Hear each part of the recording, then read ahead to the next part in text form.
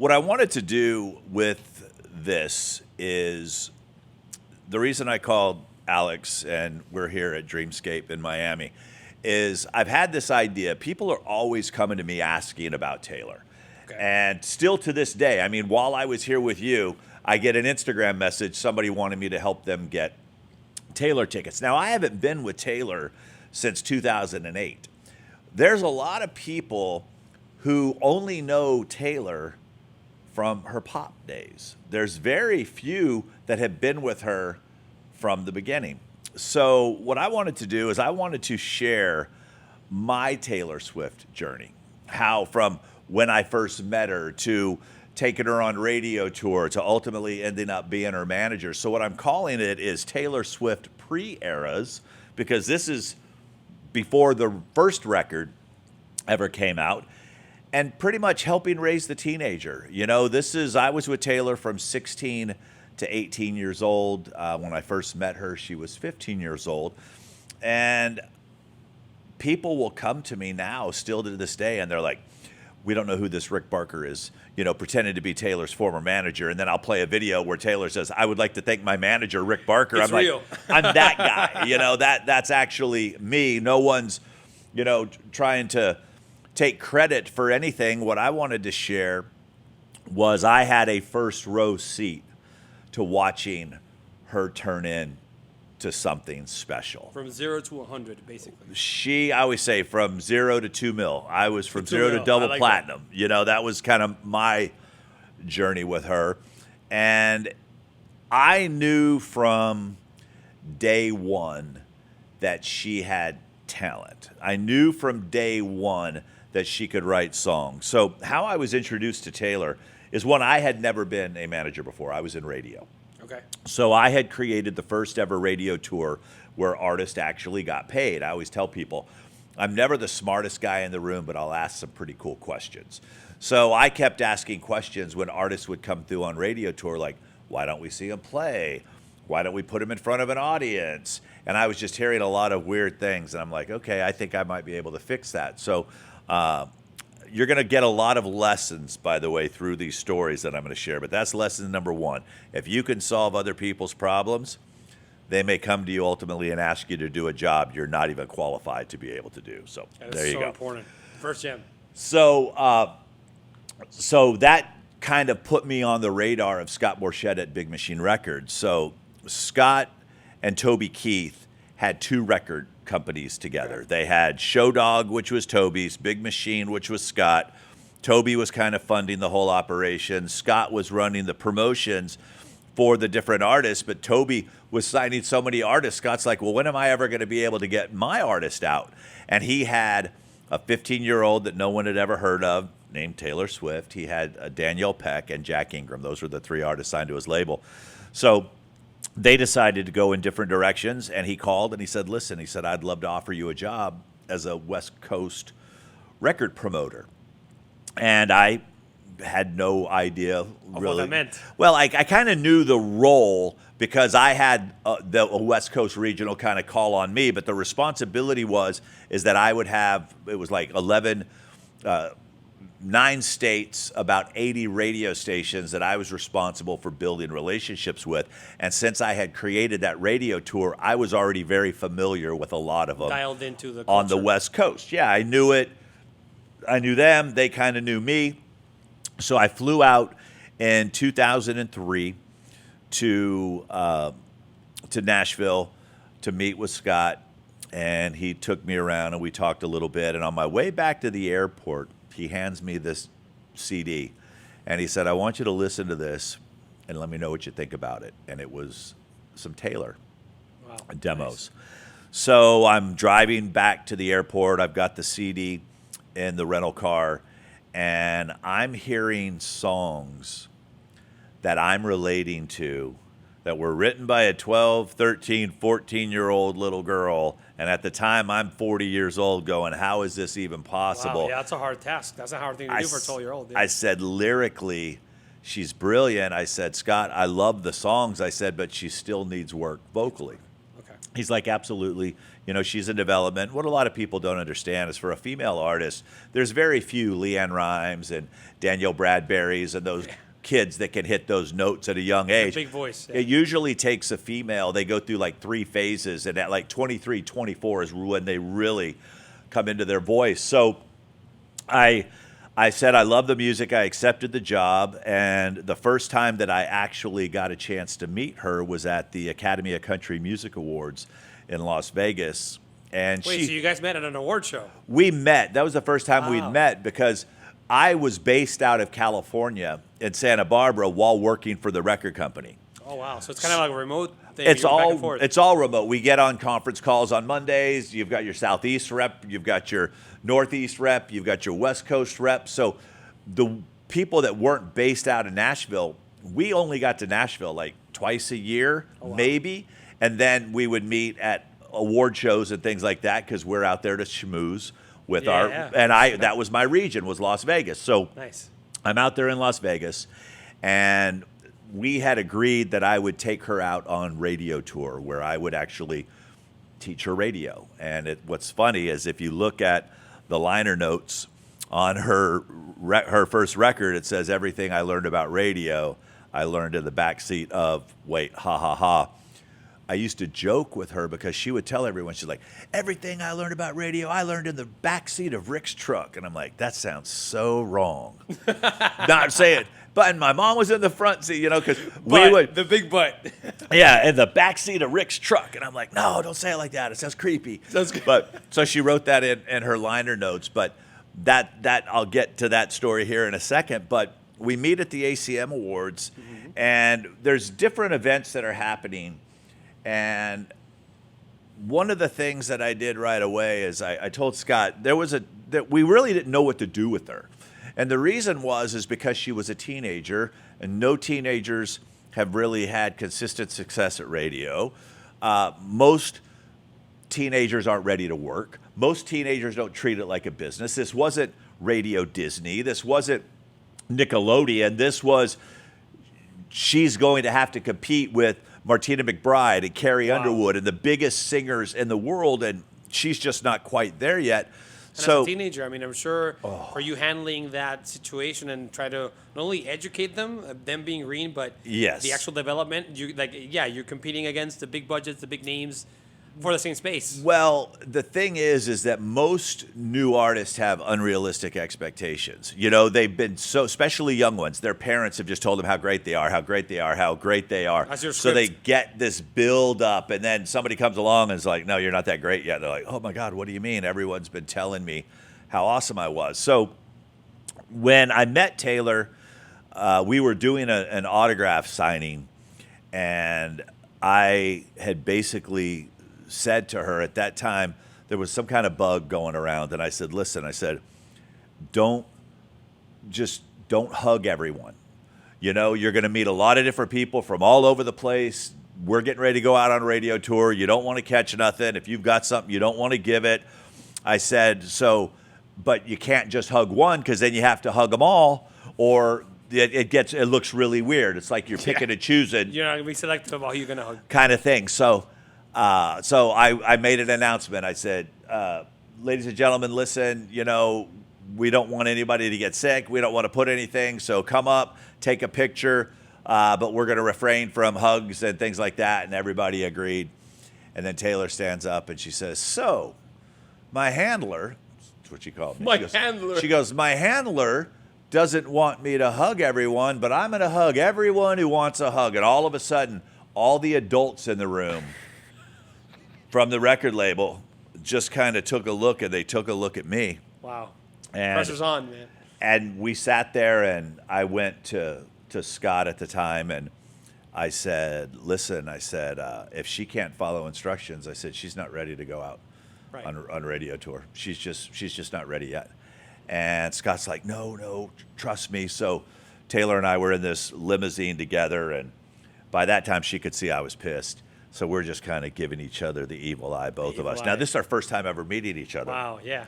So finally, I pulled her aside, and I said, listen, let me just explain something to you real quick. Most of these radio programmers have a teenager at home they don't like. I can't bring one into their radio station. I said, if it ever looks like you're disrespecting someone or you're not taking instructions, they're going to look for reasons not. And she was like, oh my gosh. She goes, I was just busting your chops. I didn't even think about it like that. Yeah. And I was like, that's when I looked and I said, she gets it. Because she was just joking around. She didn't understand the consequences that went along with it. And then what I explained to her later too is I said, you know, if this is going to work, I said, there's going to be certain things that you're not going to understand, but you've got to trust me. I said, here's what ends up happening is that you start off with great intentions. You're hugging everyone, you're shaking everyone's hands, you're doing this, and then you get tired. And then it's the person that you don't hug or the person that you don't or doesn't feel like they got the same kind of attention are the ones that start complaining, are the ones that start. Wow. And we ended up having that happen one time. It was like somebody's like, oh, so you've got to be young and pretty to get her to give a hug? And I'm like, no, she hugs everyone. You know, it's like people will always, and at that time, we only had like MySpace. There wasn't like the problems we would have today of the cancel culture and everyone trying to get you. But what that showed me was that she could take instruction. You know, she didn't try to defend herself to the end. She's like, oh, dude, I was just joking. I feel so bad. I didn't even think of it like that. And I'm like, this will work because she wants to learn. She wants to know why I made that decision. You're coachable, you're teachable. And most artists don't even ask questions. So that's when I kind of knew that she was different. So we get through our Vegas experience. We have a great time. Okay. We're super excited. Her mom, myself, we're going to jump on a plane. We're going to land in California, and we're going to start our radio tour, and we're going to start down in San Diego. Now the real work starts. Now it's interesting because, so I had called all my radio stations to set up these visits. So on this visit, the way that they usually work is that you'll come to the station. If it's lunchtime, you'll bring pizzas. They'll invite a bunch of people in to sit in the conference room. The artist will play some songs, and everybody will take pictures, and then you kind of leave. All of my stations kept calling and going, look, don't ask to put her on the air. Don't ask to put her on the air. Because what happens is with radio, is when you have a new artist that no one's heard of, and they may not play great live yet, people will turn the radio dial. So they didn't want to embarrass me in front of her. So they're like, Rick, don't ask, don't ask, don't ask. I said, no problem. Not a problem at all. So we get to this first radio station. I got 4 pizzas delivered. We walk in, and the program director had forgotten to tell like his staff. So there were like 3 people in this conference room. And I'm embarrassed.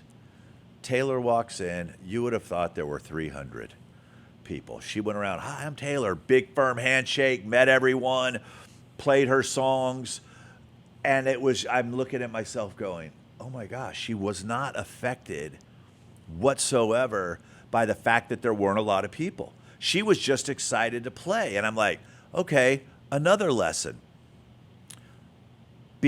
Perform for who's there. Don't dwell on who's not there. And I've shared that story with a lot of artists a lot of times where they're like, oh, I can't believe nobody's here. Play to the person that did show up. Play to the person that did buy a ticket. Sure. Play to that person.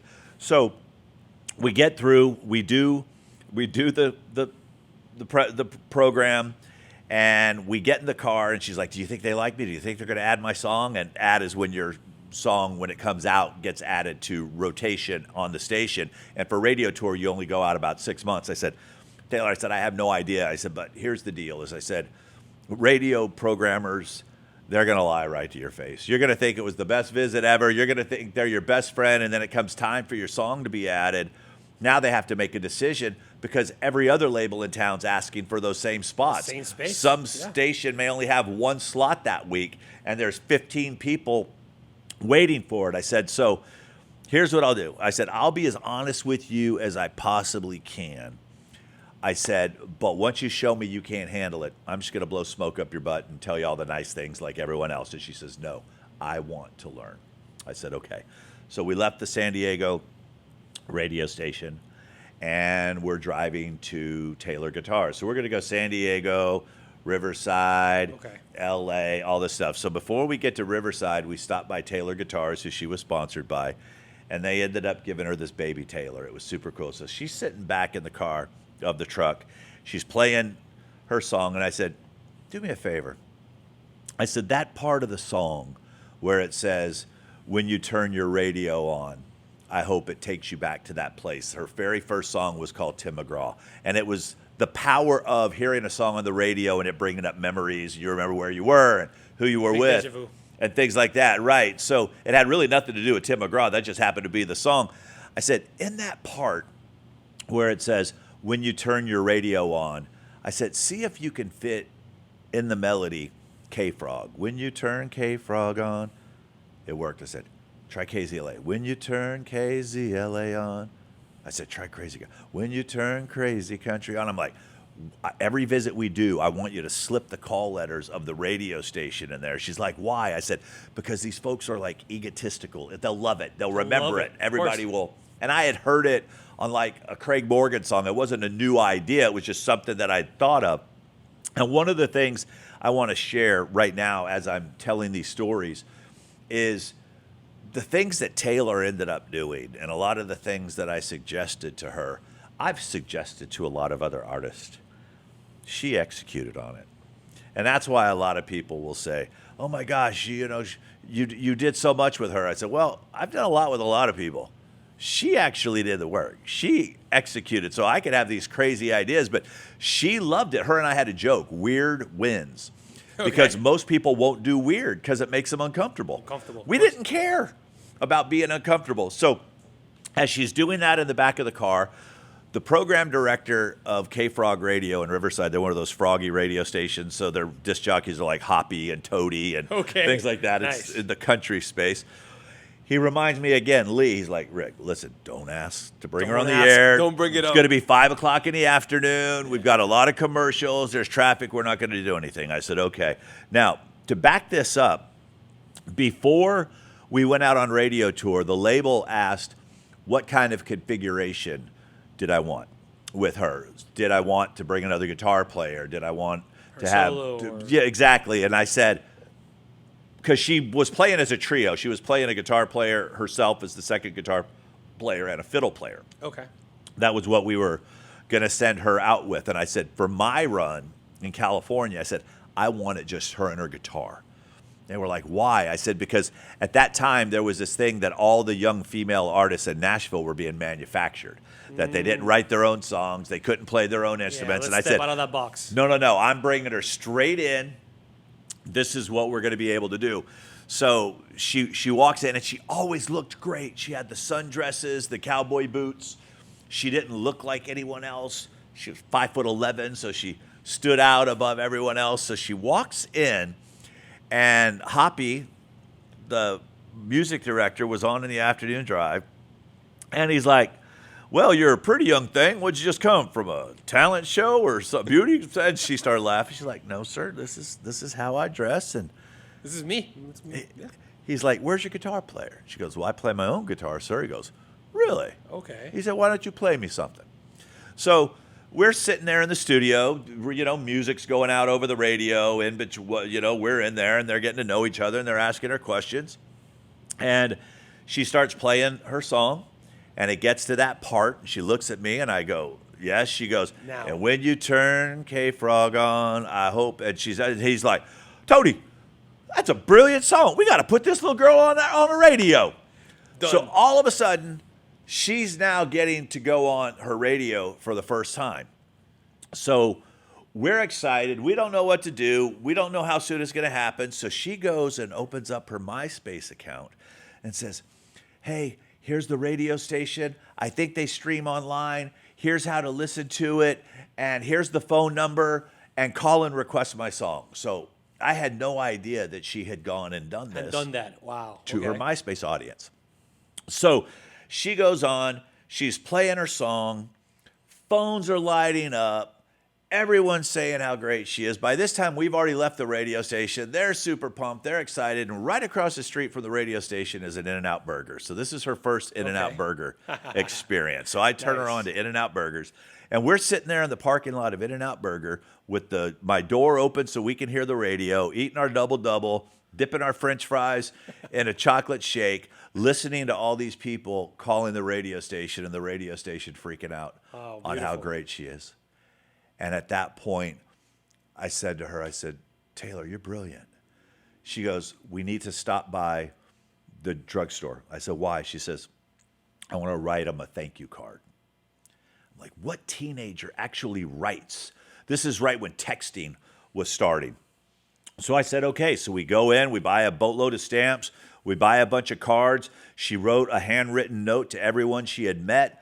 We put them in the mailbox. They got him the next day, and now all of a sudden the record company's calling going, what are you two doing out there? He goes, why? He says, because every time you leave a radio station, I'm getting calls. He said, they don't know what to think of the two of you. Because this was my first radio tour either. I had been a radio guy. I was the radio guy. Now I'm out doing this tour. I said, now you're on the other side. I said, I just walk her in. I make my introductions. She takes care of the rest. Andrea, her mom, and I write down who was in the room. We get in the car. She starts writing notes. She'll make me pull over to a post office. I drop the things in, and the next thing's happening. He goes, this is freaking me out. He goes, whose idea was it to put the call letters in the song? I said, I just asked if she could do it. We were leaving. He goes, just keep doing what you guys are doing. I said, okay. So when the West Coast regional that I was takes her out, then the Midwest gets her and everyone. So I was given instructions to the radio station going, to the record reps going, don't talk for her. She can talk for herself. Because there's a lot of artists that didn't. The promoter did all the talking. All the talking, yeah. I said, no, just make the introduction, turn her loose, she'll take care of the rest. So this is like starting to freak me out. It's like we're going everywhere we go. We go in the conference room. Everybody's calling. Don't expect to get on the air. We go in the conference room. She plays the song. She throws in their call letters. Next thing you know, they're putting her on the air. And I'm like, this is working. You know, everyone's telling me this isn't going to happen. So we end up in a town called Bakersfield. So Bakersfield has a beautiful venue called Crystal Palace. It was owned by Buck Owens, and legendary venue. And we're there. Buck Owens also owned the radio station. They were part of my Nashville to You tour. So I had a great relationship with them. And they're like, hey, let's just go have dinner at Buck Owens Crystal Palace. So we go in. We visit with the program director. Same thing happens. She plays the song. She goes on. And I'm having a conversation with Evan Bridwell, who has since passed. And I said, Evan, I said, if you think that you're going to end up adding her record and you realize that over the next couple days, I said, would you call me? Because I would like you to give her the news. I would like her to get her first official radio ad and hear it, and I would like to be able to shoot. Because at the time, to shoot video was a chore. It wasn't as fast as our cameras are now. You had to have a camera. It's a big-ass file. I mean, it was all this crazy stuff. He said, yeah, no problem. So that night, we're at the Crystal Palace having dinner, and just randomly, the music director says, hey, you want to go up on stage and play? And I'm like, she's never really played much before. She had done some karaoke stuff. She had sang national anthems. Big risk. She's just playing these 3 songs and these things. She's like, yes, absolutely. And that's when I realized this girl's fearless. Cool title of a record, by the way, which was one of her records. Yeah, but I'm sure in your mind, you're like, yeah, you can be all... I'm nervous. You're nervous. I'm nervous. She's now about to be on stage with a whole bunch of people that have zero clue who she is. She goes on stage, and she kills it. Wow. And Evan looks at me, and he says, I'll be giving you a call tomorrow. Very nice. So then I get another call from Scott at the radio station. He's like, dude, what is going on? I said, Scott, she's fearless. I said, you want to play? Yes. You want to meet people? Yes. She's hugging everyone. She's shaking hands. She's signing pictures. She's leaving. I mean, from the secretaries to the traffic person, she's not just kissing the butts of the people who can add her music. She's loving on everyone. I said, I've never experienced anything like this. And I go, is this common? Because I didn't know. He's like, no, dude, this is not common. So the next day, we're on our way to Fresno. So we're going to Fresno, and we're getting to this radio station, and it's the program director is running late. And I'm like, okay, no problem. We'll meet with the music director. And the music director has her in the conference room, and she's like, oh, my God, Steve told me don't put her on the air no matter what. Don't put her on the air. He goes, screw this. If I get fired, I get fired. She goes, she's brilliant. I've got to play her for our people. So all of a sudden, once again, she goes in. She does When You Turn Kiss Country on.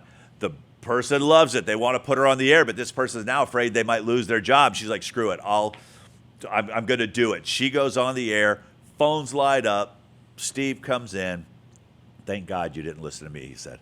Thank God you didn't listen to me. These people are loving what she's doing right now. So it was one of those things, once again, we're walking downstairs, and I get a phone call from Evan saying, I'm going to add her record. I would like to call Taylor. So I was able to sit behind the truck. The phone rang. I said, oh, Taylor, it's for you. And she takes it, and she does Little it. surprise. And it was just seeing the humility, seeing like this little kid just so appreciative of what was happening, not taking anything for granted, also showed me there's something special about this girl. There's something different about this girl. No, and not only that, from what I can tell, something that's unique about her and a lot of up-and-coming artists and people who look up to her is that having a personality and understanding who you are as an artist and as a person, and owning to your actions, because the consequences of those actions is what people remember. Yes. So if she wanted to be a crowd pleaser and she didn't care about the other side, maybe she wouldn't have all these things that happen. Maybe they would have never happened. Well, what she did is she's just a lover of people. And the reason why I wanted to share these stories, there's a selfish reason I wanted to share these stories as well, is a lot of people think that, oh, she's putting on this act. She's always been this way. Always. From before you guys even knew who she was, before she ever sung, she always loved on people. She always was appreciative. She was always, one of the things I said to her one time, I said, if we always err on the side of humble and gracious, we'll never lose. But this is who she was as a person. It was weird because from there, we then make our whole California run. And now all of a sudden, Scott calls me. I said, hey, what kind of feedback did you get from San Diego? And this is going to come back in another story later. He said, well, the program director, and I will not say his name because he's a dear friend and I don't want to embarrass him, but he asked us, shouldn't we let her grow a little bit? Shouldn't we let her get older? Why are we rushing? Why are we putting out a 16-year-old right now? And I said, that's fair for him to ask. I said, but there's nothing like this that's happening right now. And so we end up getting through our California run. Now we're going to fly up to the Northwest, and we're going into Portland, and we're going into Boise. And once again, I get the phone calls. Don't ask to put her on the air. I go, no problem. At that point, I'm just like, no problem. It's dialed in. I'm good. No problem. I knew we had this taken care of. So we get to Portland, and we go to the radio station. And before we get there, she had started putting the schedule of her radio visits on her MySpace profile. Okay. So this was the first time we show up in Portland, and there's 15 people standing outside the radio station waiting to meet her. Wow. So now, here's someone, she's never had a song on the radio. Must have been exciting for her. Nobody knows anything. What was even weird is these people all had photographs that they had pulled off the internet and printed to get her to sign. Now, at that time, it would cost you like $9 to print a picture. Actually go, and then the trip. This is 2004. Yeah, you got to go to FedEx. You got to print it out.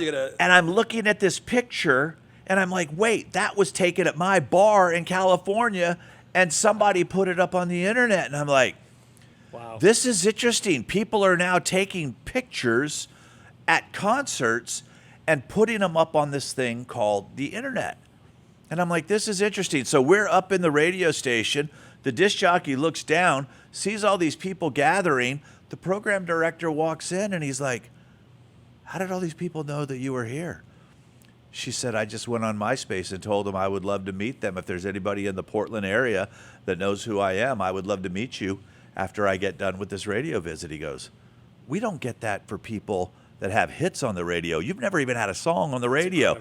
So once again, we're starting to see this power of this thing called social media, that you can tell somebody something, and wherever they are, that it's just not local. It's like, hey, she's in Nashville at her house.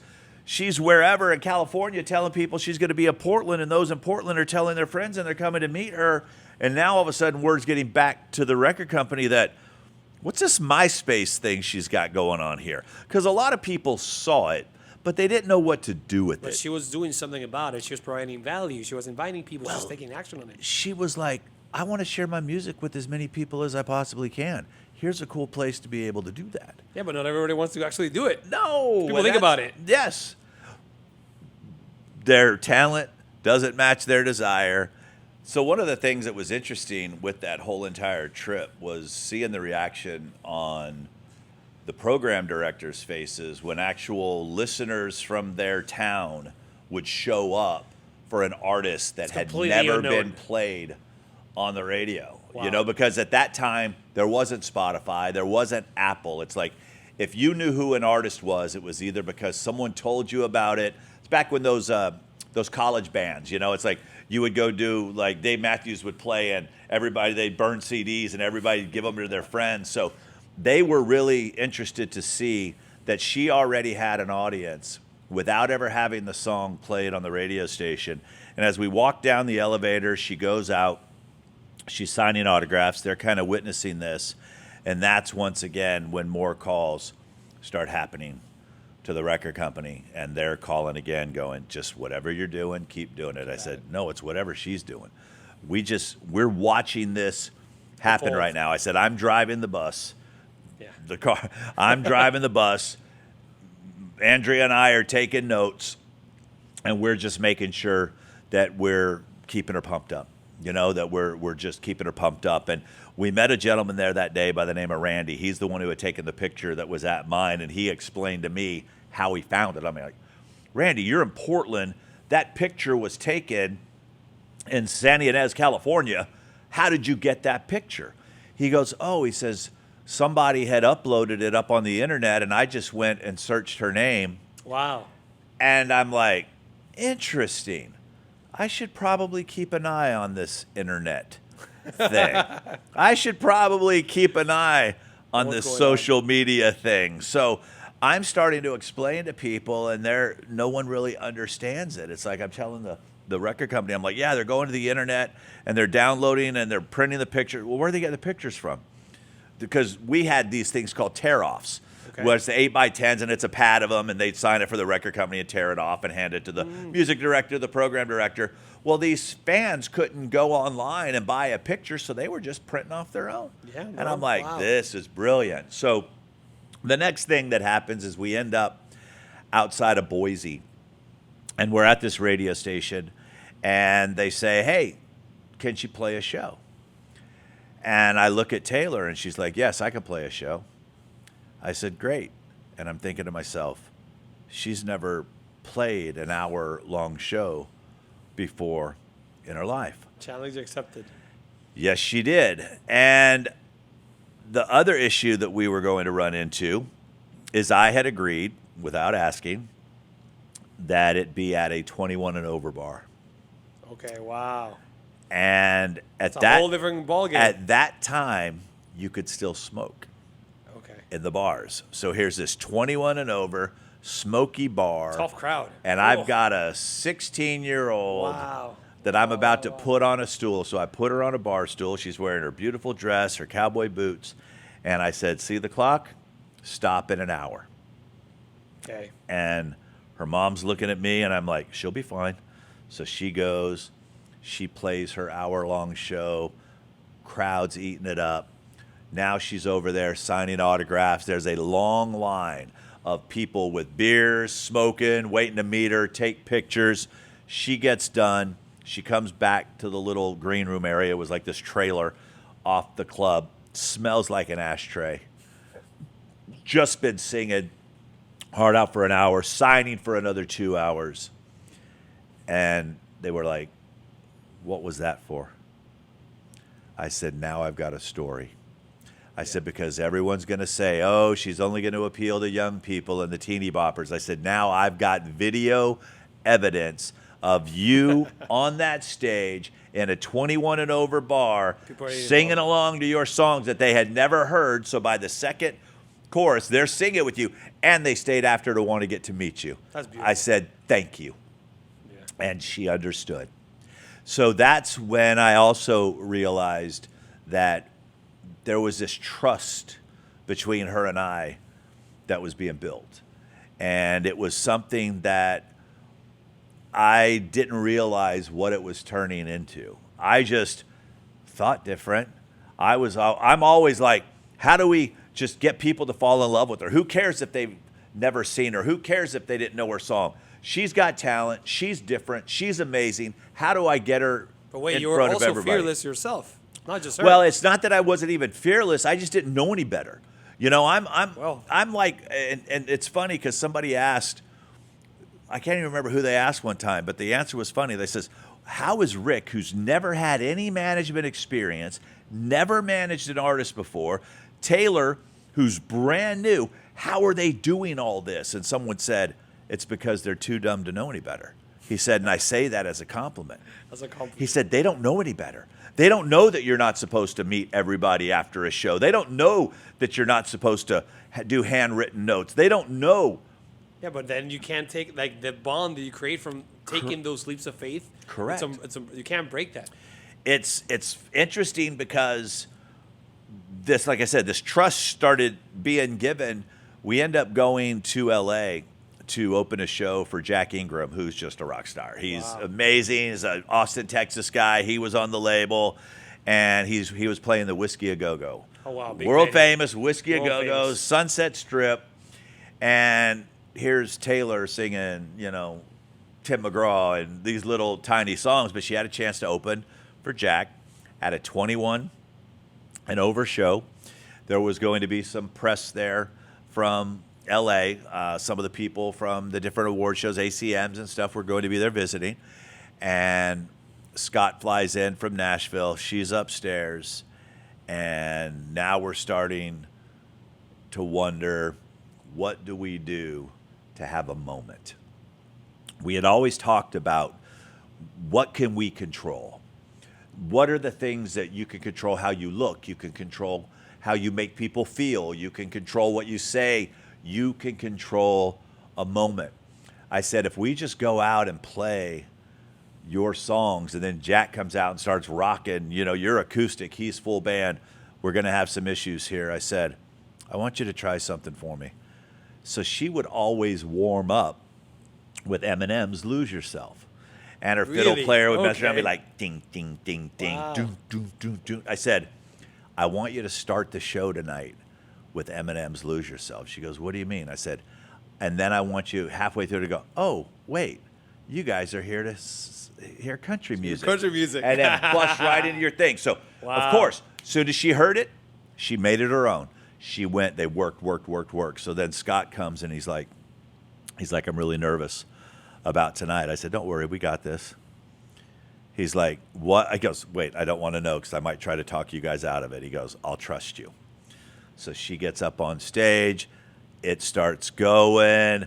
Palms are sweaty, knees weak, arms. And everybody's like, Oh, she's into it. Oh, Oh, she wow. does the rap part. She starts Wow. it. Yeah. Wow, and, wow. And the crowd is going nuts. And then she busts right into it. And that's all they remembered. And he looked at me and I'm like, that was her moment. That moment. can get the attention. That could show people she's different. That showed Versatility, a doing different side, things too. Yeah. showed a side of her personality. It wasn't cloned. It Right. wasn't cookie wasn't cutter. programmed. It Yeah. wasn't what everyone else was doing. And that was just so unbelievable. And when she's getting ready to leave me to go out on radio tour with the other folks, I said, listen, don't compare what you and I did to what anybody. They have their own styles. I said, this is my first time. I said, I don't know if this is how it happens. We're making it as we go. But don't hold it against anyone. I mean, and we gave each other hugs, and I didn't realize, what was about to happen at that point. But she would go out with these other record promoters, and she would be calling me all day. Pump me up. Come on, I'm getting ready to go on the radio station. Pump me up. So-and-so, he's a terrible driver. He's not like you. And I'm like, no, I got you. So we just started building this bond and this relationship. And what's interesting about that is years before, I had coached girls' high school soccer for 2 years. Okay. And now I'm like, wait, that was God preparing me for Taylor because I speak teenage female.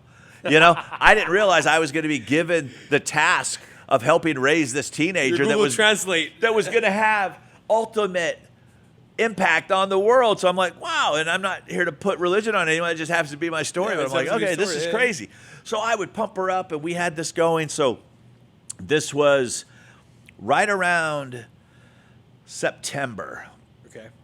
And she calls, and she's like, she had asked me a question earlier. We were at another show in Fresno, and she was finishing up her record. And she's like, Rick, she says, I want a gold record. I said, awesome. Let's go meet 500,000 people. I just kind of did the math. Yeah. 500,000 people. But I also knew that in order to sell 500,000 records, you're going to probably have to meet 5 million people and hope that 10% of those people liked you and want to go out and buy it. But I just kind of joked with her about that. I said, then let's go out and meet 500,000 people. I said, the cool part is that MySpace lets us get a hold of people faster. We don't have to wait for you to be on tour. We don't have to wait for you to be on the radio. We can go share your music with people way ahead of time. So she calls me up just out of the blue. I said, what are you doing? She goes, I'm writing all the liner notes for my new record. I'm like, congratulations. This is so awesome. I said, you're doing the liner notes right now? She goes, yeah. I said, somewhere in there, write, Rick is a god. She's like, what? I said, no, just it'll be our secret. Nobody will know what's in there. Just write, Rick is a god. She goes, what are you talking about? So I started sharing with her about the urban legend of hidden messages. If you play records backwards, there's satanic messages and hidden messages and all this fun stuff. So I said, we should just put a whole bunch of messages in there. So she goes, okay, I got to go. So she hangs up. A couple hours goes by. Okay. She says, go check your email. I said, okay. I open it up. I said, what is this? She says, it's all the liner notes. She goes, do you notice anything? I said, all lowercase. She goes, no, keep looking. I said, oh, there's some capital letters in there as well. She says, yeah. She says, if you write out the capital letters in the order you find them, those are the hidden messages. Oh, so it's completely cryptic. I'm like, brilliant. Beautiful. So here I just gave her this random thought, random idea. She made it her own. Wow. She ran with it. She did her whole thing. So she goes out. She does this. She writes the funny little story about Rick in the back of the truck. Her record comes out in October. Yeah. And we need to figure out a way to get people talking about the hidden messages because there was no iTunes at this time. You couldn't go to lyrics.com. You had to physically go buy the CD to know exactly what we were talking about. So we started finding these things called chat rooms. And we'd go on the chat room. CMT had a chat room. Hey, has anybody seen this? Radio station are like, are there hidden messages inside Taylor Swift's? So she's doing all this stuff. So the next thing you know, everyone's talking about this. They have to go buy the record. She ended up getting her gold record in 13 weeks, which was a new record at the time. Incredible. Because people had to physically, so we're like, whoa, if we can start conversations all over the place, other people will jump in on these conversations. And that's kind of what was the driving force behind that, is that we were letting other people spread the message. We didn't have to be the only person telling the story. We let other people tell the story. We let radio DJs tell the story. We let people who bought the record tell the story. And the next thing you know, she ends up with this gold record. What was even cooler than that is right before the record came out, Eric Church gets kicked off of the Rascal Flatts tour. Oh, that's right. Oh. And they call up and say, hey, would Taylor come and do these last few dates with leg. Rascal Wow. Flatts? So we went out and we did that. And at that time, things are starting to really pick up. But also at that time, they're starting to drive me crazy. I mean, they are calling every night, her mom, her dad, wanting to solve the world problems. I had just had a brand new little boy. So it's like daddy time. I'm in California, they're in Nashville. Trying to juggle all these things into place. And I just call and I said, listen, I'll answer any of your questions you have. I said, but you've got to go get a manager. And I call the record company. I'm like, Scott, they need to go find a manager. He said, well, they've been meeting with people. I said, well, what's the problem? And he says, they're just not a good fit. They're just not a good fit. For some don't want to have teenagers. Some didn't know what to do with a teenager. They're looking at some managers going, they have no idea what's going on with the internet, so there just wasn't anything. Everything about it is outside the box and yes. into a landscape that's very and it's informative. nobody's fault. Sure. It's just it was a different time at that point. And all of a sudden, her dad calls me one night, and he goes, hey, what are you doing? I said, good. I said, how's it going? He says, good. I said, how's the management hunt? He goes, that's kind of why we're calling. And he says, what would you say if I told you Taylor wanted you to be her manager? I said, I'd say no. He's like, what do you mean no? I said, I don't have any experience. He said, listen, he goes, we're not hiring you or wanting you to be our manager because you have management experience. We love that you think different. She trusts you. You believe in her. She responds to you. You treat her with respect. He said, we got tons of people that can help us with the management stuff. He says, this is this other stuff that we need. I said, I said, well, you need to go talk to Scott because I work for the record company. So calls the record company. Record company's like, absolutely not. You know, he doesn't have any management experience. He's doing this. And, you know, we liked what we saw, but this is a big risk. It was one of those things where Taylor was like, she's like, look, Scott, she goes, you don't like managers, but you love Ricky. And I'm going to be your biggest star one day. She said, wouldn't you want your biggest star with someone that you respect? And he gave us a chance. Personality. Wow. She knew right away she was going to be the biggest artist in the world. She said it. I'm going to be your biggest star one day. Wouldn't you want? So I ended up doing both roles for like 6 months. It was crazy. So dad calls. I need a manager. I can't find anyone. You're the guy. You're thinking about it. What's next? So I realized at that point that I was about to bite off more than I could chew. What was cool about the whole situation was that in a management situation, the manager usually gets a percentage of what the artist brings in. What a lot of people don't understand is at the beginning of an artist's career in radio, they're actually going in debt. There is no money that's being made, but somebody needs to do the work. So I was blessed to have been put on a salary to be able to take care of her. And I would work on a salary for a couple years, and then I would end up going to a management commission when we get to that point. So that's ultimately when I accepted that role to be her manager. For you, Rick, and how important was it for you, for them to have that understanding business-wise with you? I don't know, because I didn't know the business side of it. I didn't know what a manager got paid at that particular point in time. They're just like, look, we want you to focus on her. Taylor and I had always teased about wanting to be a hard ticket act, which means it's a ticket that someone actually pays money for, not a soft ticket act, which is like if you're at a fair or a festival or people pay one price and they see 9 acts. That's a soft ticket act. We wanted people to actually pay to see her. And we knew in order for that to happen, it was going to be a lot of work. And it was going to be a lot of relationships that we ultimately had to build. And that's when we started going at it. I became her manager. We're now going back through California again. This time we're out on tour. We're starting to play radio shows where radios have these summer shows. You might have them in your town where you always see the new acts first.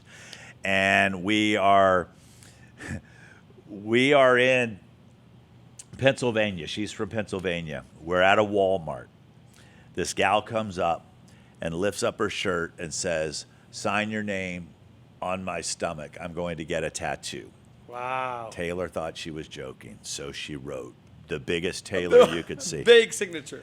1 hour later, this girl comes back with a tattoo. Wow. And I'm like, holy crap. It just got real. It got real. Now all of a sudden people are wanting to tattoo her name. Her music's having that big of an impact on people. Changing lives. And they only really know one song, but what she's doing is she's sharing her other songs and telling people what songs to go listen to on the album, so that when she's out playing with Brad Paisley, he's like, him and I were talking one night, he's like, Rick, he says, I've never had an opening act where the audience knew all of their songs. Wow. He said she's only had half a hit. That's what he called Tim McGraw. He goes, she's Half a only hit. had half a radio hit. He says, yeah, I said, but she goes on and she's been sharing these songs with these people for years. And he's like, and the label was okay with it? I said, the label's now okay with going gold 13 weeks. He goes, got it. Completely get it. Completely understand it.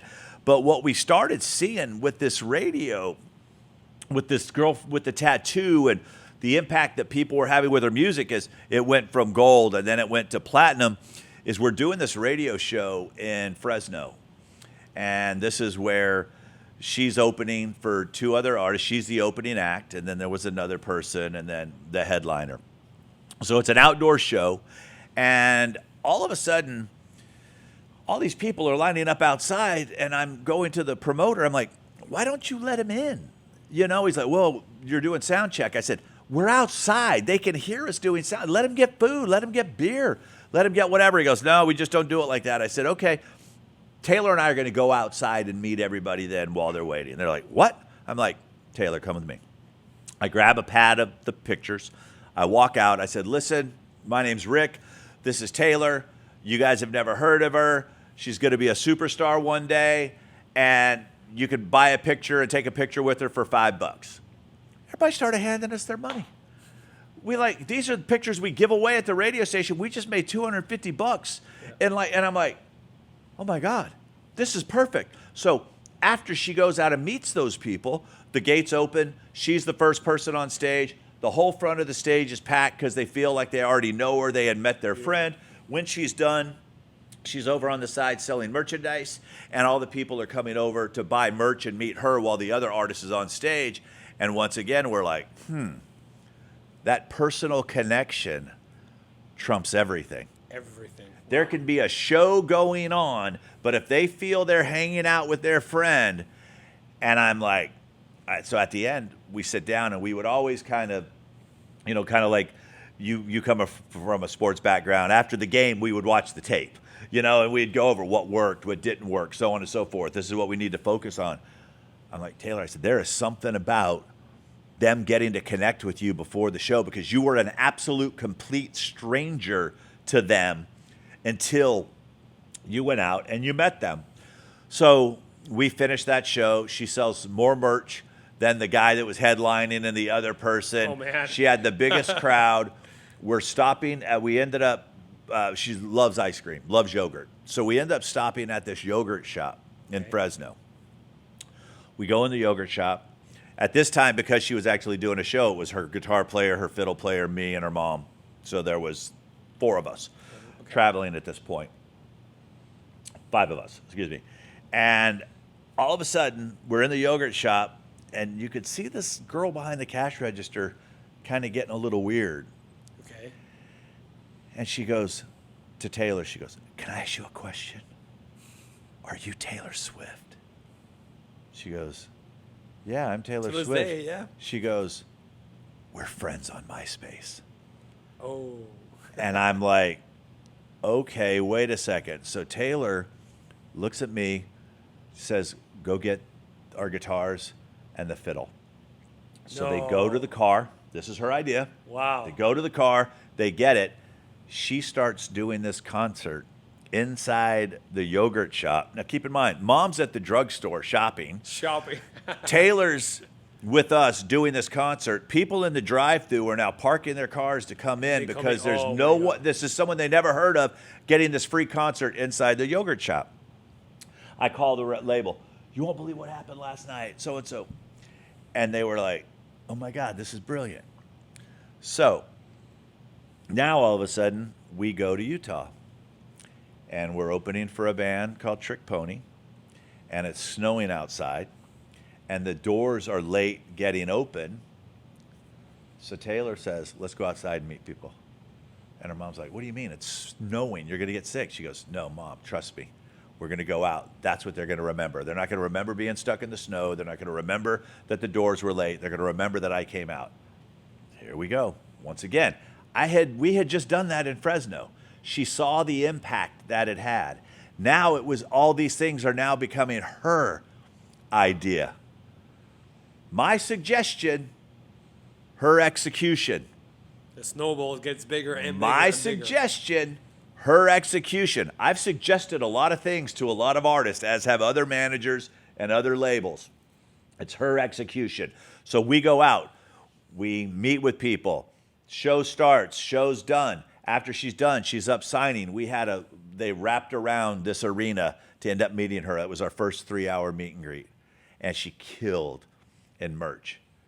And once again, over and over and over and over and over, this was continuing to happen. So word's now getting around that people are actually now coming to see her, that they're not coming to see who the headliner is. There's all these young people dressed in these sundresses and these cowboy boots coming to see this girl. There's a culture now. And that gets on the radar of George Strait and his team, and she gets to go out on tour with George Strait. So it was George Strait, Ronnie Millsap, and Taylor Swift. I always said it was kind of like Sesame Street. One of these things just doesn't belong. You know, it's like here's a 17-year-old, a 60-year-old Hall of Famer, a 60-year-old Hall of Famer, you know, Country Music Hall of Fame guys. But she went out, and we started doing the George Strait shows. And one of the things that we realized early on was that, and some of the stuff that I'm going to share is not really interesting. It's stuff that the fans normally don't get a chance to hear. But so the way that promoters, the way that major artists will look at openers is they want to see who can help sell tickets and how much per head they do in merchandise when they're the opening act. So it's like how much, so if there's 1,000 people in the audience and you did $1,000, that's $1 per head. The average for a new artist was about 35 cents a head.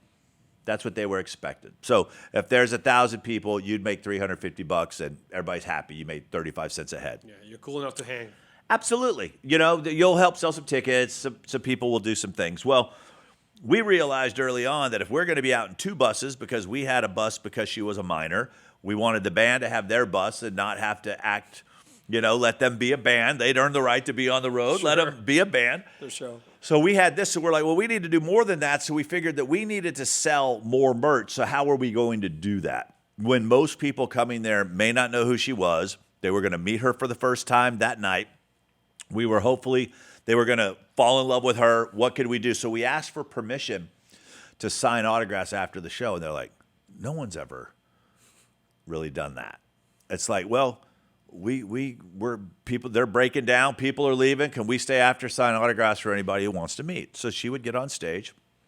And our merch guy at the time, Todd Casey, had her come on, and he would come on the bus and she would sign all these CDs. So she gets up there on the stage and she says, you know, she said, my manager came on the bus today and he made me sign like 500 of these CDs. She goes, you'd be my new best friend if you'd pick up one of my CDs. And she said, and by the way, I would love to meet any of you that would love to meet me.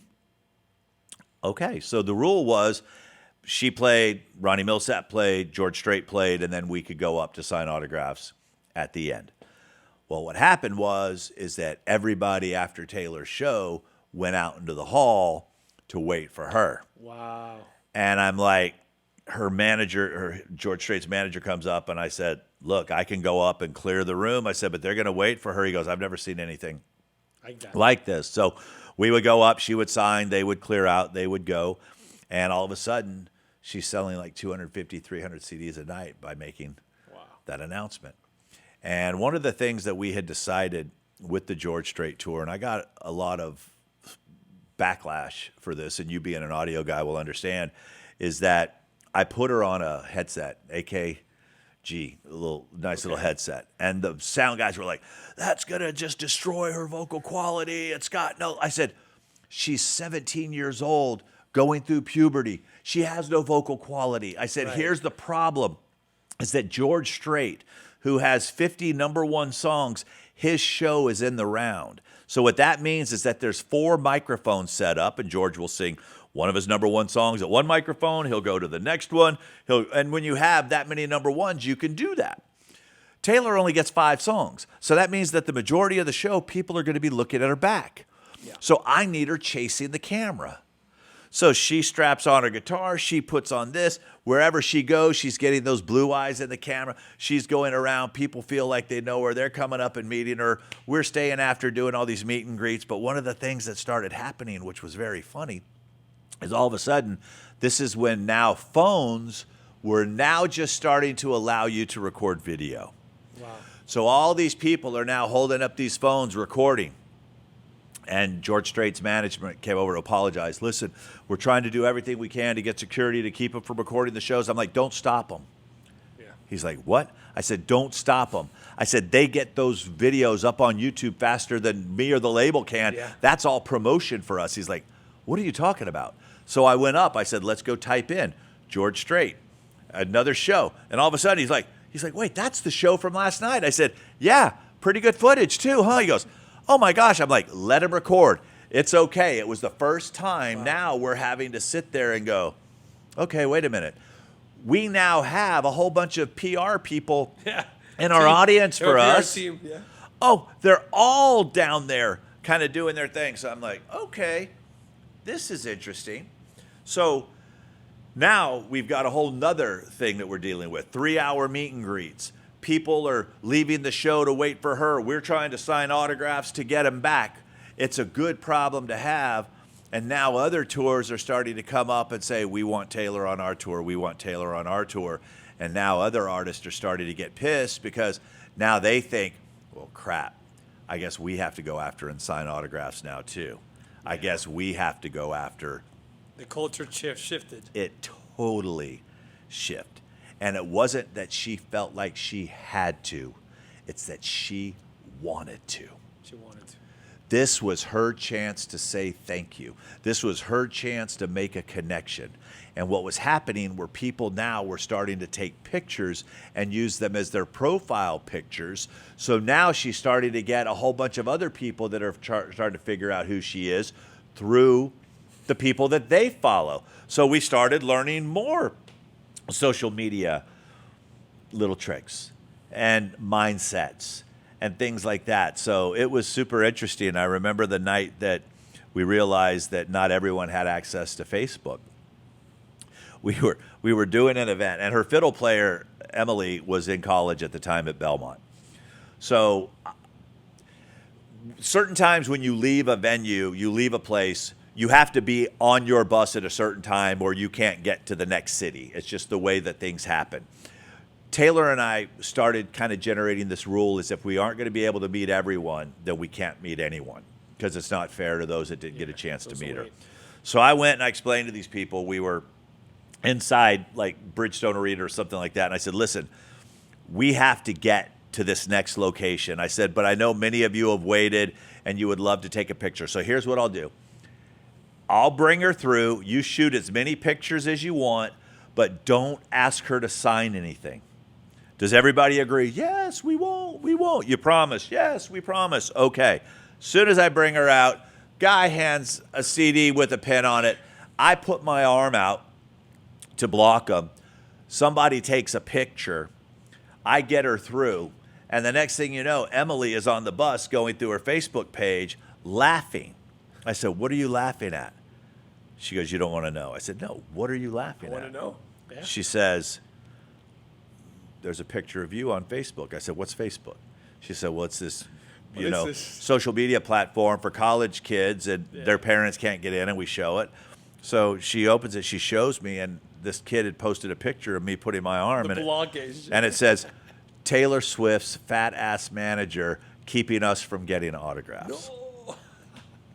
And I looked at him. I said, how do I talk to him? I need to get on this Facebook. She goes, you can't. You're not a student. I said, then I need to borrow yours. So I said, how can I talk to him? She goes, well, you can just leave a comment. I said, leave a comment. Whatever your name is. She goes, his name's Matt. I said, Matt, this is Taylor's fat ass manager. Here's my phone number. Call me. Call me.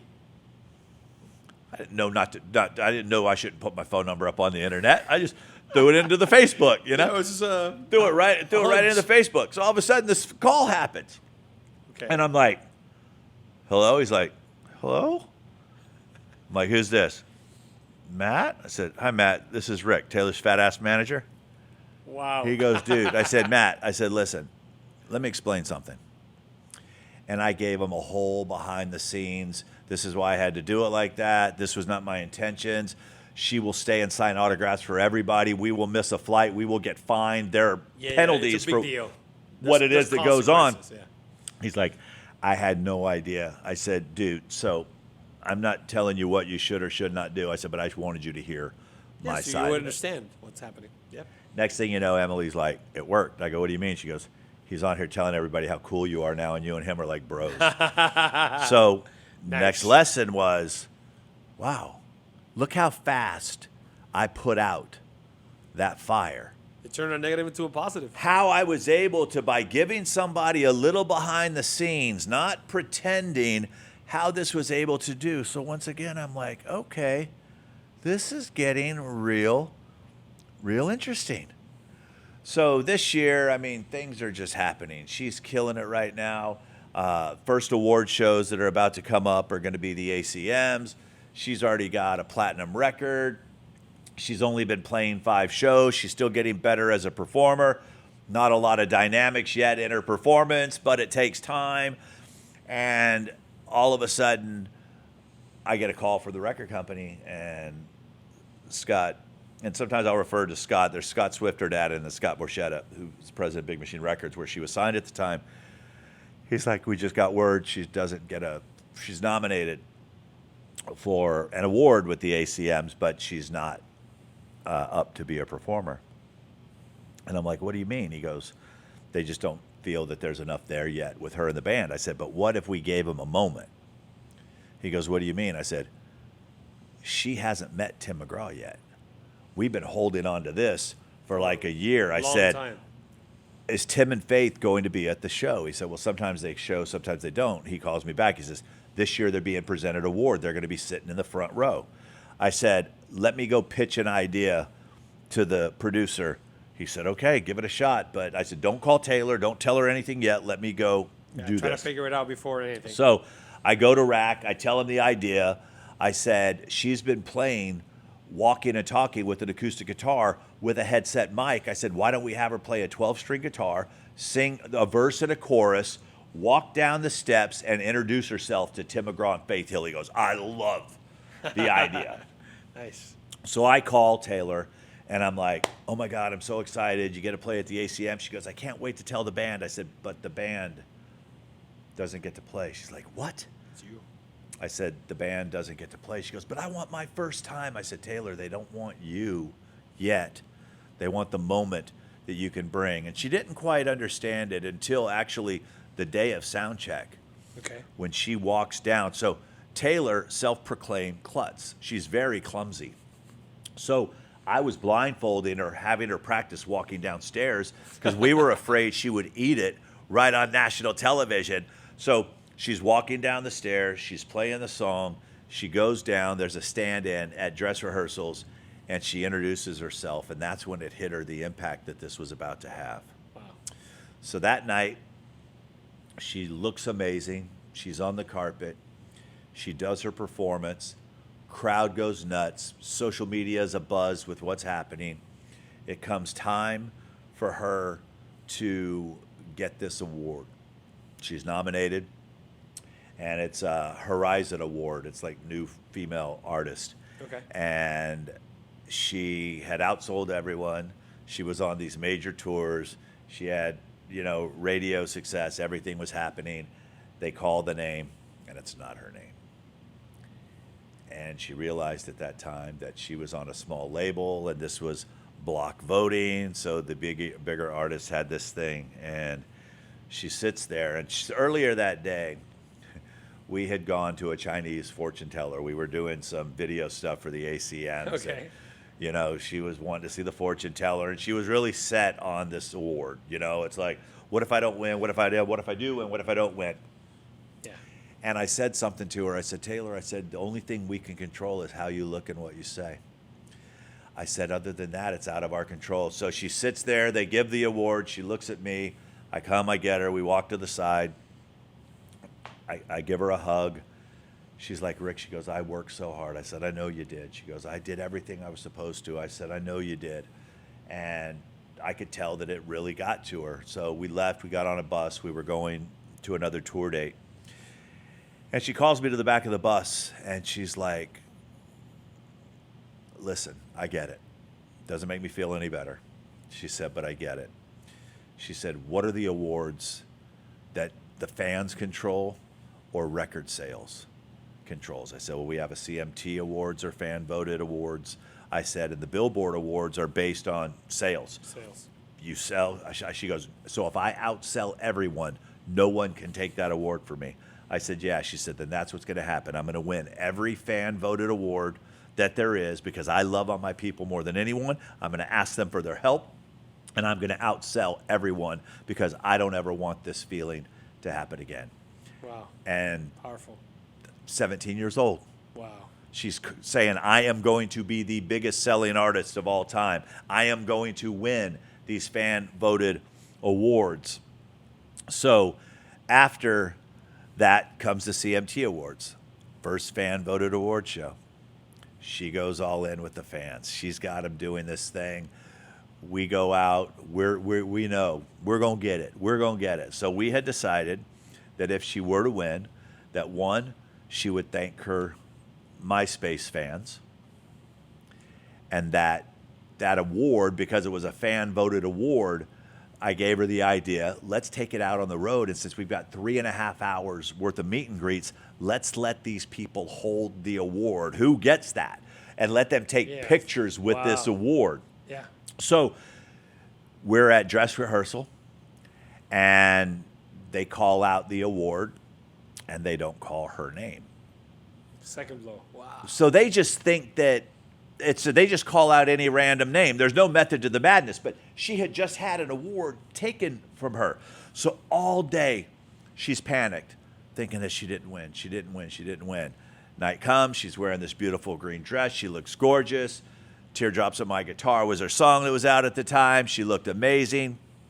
They call for the video award, and it was her name. And when she looks that shocked, people, let me explain to you. She was that shocked because she had already said to herself, there's no way I'm winning this. Kelly's winning this award. So when she gets on stage and she holds this up and she's tearful and she's happy as can be, and she says, and this is to all my MySpace fans, thank you. And I'm going out on the road, y'all, with Brad Paisley, and I'm going to bring this to every meet and greet line, and you come take a picture with the trophy that you won for me. That you won for me. So then the next day on Billboard magazine, they're like, the first artist of the MySpace generation. And now there's this new element that's kind of going along with her. And from that day, boy, it's like if there was a fan-voted award show, there was a fan-voted award. And she realized, too, the impact that she could have by sharing a moment with other people. Because at that time, it was 15 minutes of fame. There were people trying to do anything to get their attention online. You know, that's what sex tapes were happening. And that's where a lot of this stuff was going down. I'm like, these people will never get the chance to hold an award, and you're going to let them take pictures with it. Who does get that chance? It's so rare. And now, what we didn't realize, this was just a byproduct of this, is that now all of these people were taking that picture and putting it on their profile. So now everybody else wanted to come stay after shows. My picture too. Correct. It's exactly what happened. So that's kind of these lessons, you know what I mean, that just kind of come into this. And once again, it's just showing me how different she is, how different she is, how different she is. So after she won that award and we're going out on the Brad Paisley tour, now's where the fun really starts to happen, because now we've got 89 dates. Now we can go out and get this thing from platinum to double platinum. Now we can start going back out and showing radio take a look at me on stage now. Now we can start building these markets to ultimately turn her into a hard ticket act. And as we go out on our first show in Bakersfield, we go back to Bakersfield, and that's where she had played the Crystal Palace. That's where now people were coming, and we had already played there with George Strait. So this was like our third time coming back to the market, and people knew who she was. But her and Kelly wanted to go out and watch the Brad Paisley show from the stands. Well, I can't take a 5'11" blonde and all the fans. So her and Kelly started dressing up in disguise every night. They'd put in funky teeth. They'd wear hats. They would do this stuff. So she wanted me to take her to the In-N-Out Burger. So in between, we'd get a runner. Show run takes us to the In-N-Out Burger. In the line, she's like, "I'd like a double." And they go, "Are you Taylor Swift?" They recognized her voice through the speaker box. And now I'm like, okay, this is going to be fun. I know you really got to play the part. She's like, "Yeah, it is. And I'm here with Kelly Pickler from American Idol." And we pull around, and now people are like wanting to take pictures in the In-N-Out Burger line, and all that stuff's kind of happening as well. And we started having to disguise her. And I'm like, once again, this is a girl that hasn't even had a #1 song yet. Amazing. But the impact that she's having and the people that wanted to be around her was getting crazier and crazier. So we go from Bakersfield down to San Diego. Yeah. So San Diego, once again, the program director, year before, out on radio tour, forgot to tell people we were coming. I've got a pizza for every person that's there. He writes the email to Scott. "Why are you guys in a hurry? Shouldn't you let her develop more? Shouldn't you let her grow?" By this time, she's the most sought-after artist in the format, and we get a request from that program director that he would like to interview her for his television show. So I'm like, okay, cool.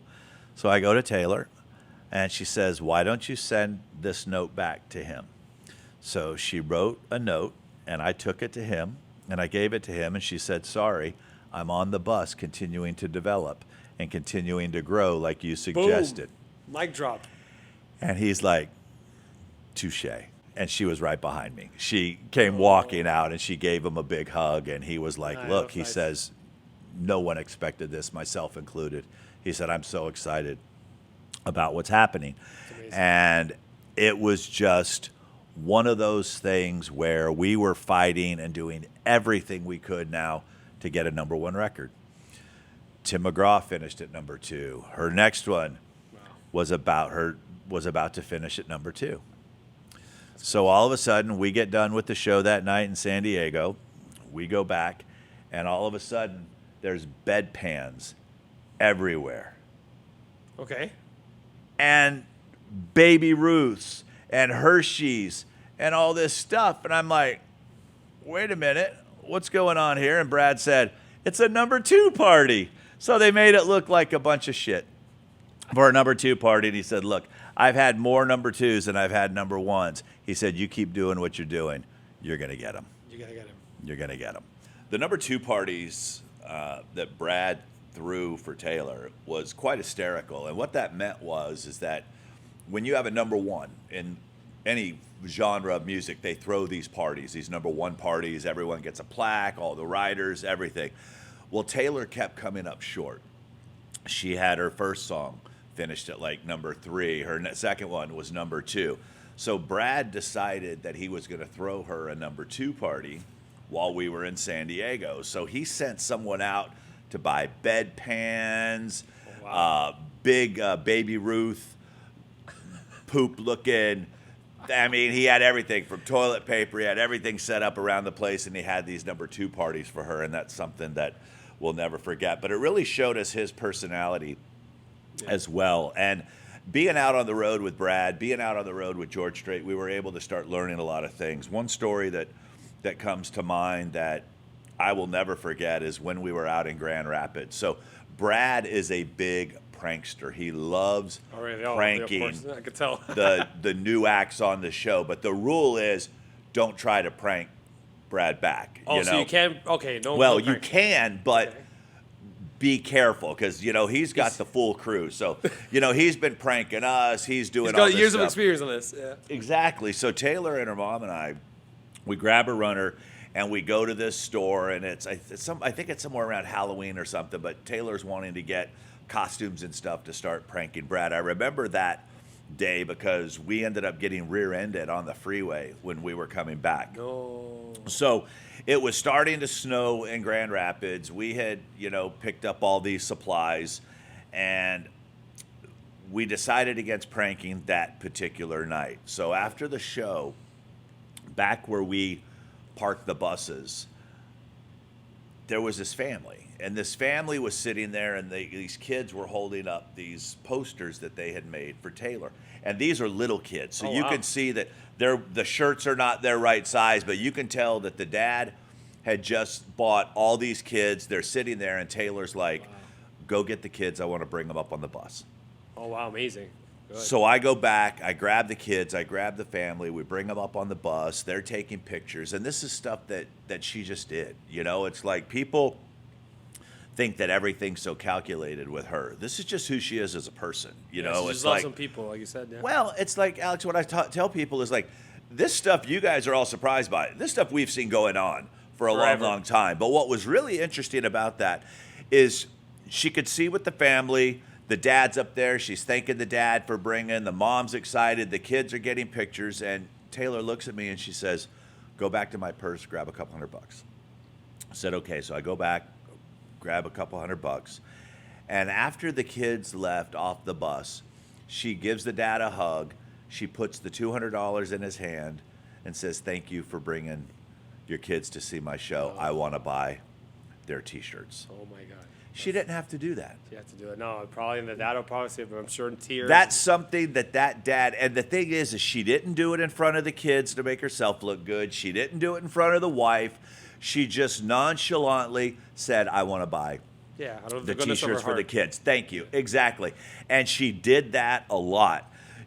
One of the interesting parts about these visits is when you're out on the road with these other artists, it gives you a chance to do things in certain communities that you wouldn't normally go to Toronto. Just to it's like, so we go on our way to Canada, and when we're going to Canada, we're going to meet CMT Canada for the very first time. So we get to CMT Canada, and she's got her makeup on, she's got everything on, and this new thing came out called YouTube. And I said, we should shoot a YouTube video. She goes, what are we going to shoot a YouTube video on? I said, why don't we do an instruction video? She had these leather love bracelets that were really hard to tie. I said, why don't we do an instructional video on tying this bracelet? Okay. And it's still on YouTube today. So she sits there and she's like, this is Taylor Swift reporting live from Canada, and she's kind of doing the whole entire thing. So I remember we were in Canada when YouTube came out, and we did the love bracelet. Another lesson that we learned up there was how to not fall into traps of interviewers. Yeah.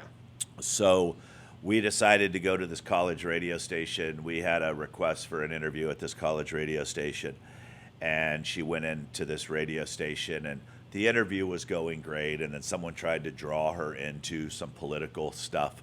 Yeah. And it was just really interesting to watch her learn on the spot, and one of the things that they would come and they say, so what do you think about this? And she said, it's a very interesting topic. What do you think about it? And she would always throw it back on them. That's a great strategy. Which was super, super funny because I told her, I said, they're always going to try to bait you into some of these things. But it was just fun kind of watching her handle the media at that point. It was like we had your outs. One of the things that we would always do is I always told her, as the artist, you're always going to say yes. People are always going to come and ask you things, and you don't want to be the one to say no to them. Yeah. So what I want you to say is, listen, that sounds great. Let me get with my manager, and Rick will get back to you and let you know if we can make it happen. And then I would be able to ask her later, is this something you want to do? Is it worthwhile? Something that you just wanted to kind of avoid a very awkward situation? So for any of you young artists that are doing this, it's like that's what your team is there for. It's like, don't put them in a situation that's going to make it hard to get you out of something, but you always say, that sounds great. Let me get with my team. Let me get with my management. Yeah. We'll be able to look at the schedule and see what happened, and then we can really fix that out for you. Another story I want to tell you guys is about a show that we did in Denver. Taylor was doing one of her first headlining shows where we were playing a club in the Denver area. And Taylor always gave me a hard time about my clothes. Your clothes. Always gave me a hard time about my clothes. At the Why? time, How so? well, at the time that I was with Taylor, I was probably close to 300 pounds. No way. Wow. Yeah, I was probably close to 300 pounds. So I wore T-shirts, I wasn't able to tuck in, and look. So I had these cool pants and I had these cool shirts. And she always kept telling me, she's like, Rick, we need to kick up your wardrobe, man. We got to step it up a notch. And I told my wife, I said, Taylor's wants to take me on a shopping spree. She's like, let her. I go, of course. No. So Taylor called it. She said, we're going to call it the manager makeover. Oh, my God. So we go into the mall in Denver. We bring the radio station with us, and she walks in. Oh, so there's a whole media operation. Oh, she's going to just totally do me up on this thing. So it's like, so we're going on this thing called the manager makeover, and we get to the mall in Denver, and we walk in, and we walk into Macy's, and she goes, the band can shop on the left side of the store. Rick must shop on the right side of the store. You've got to stop trying to dress like a band member. You're not a band member. You're my manager. So we go in, and she buys me like this sport coat. She gets me like these cool boots with like a zipper. Oh, like they were awesome. Jeans. Total makeover. Shirt, total. So I've got all this clothes. So she's just piling up these clothes, and she's paying for it. She's just doing this whole thing. This is my treat. So we go she goes, we need to go into an eyeglass place. I said, I don't need glasses. She says, we're going to get you glasses. You do? So I go in.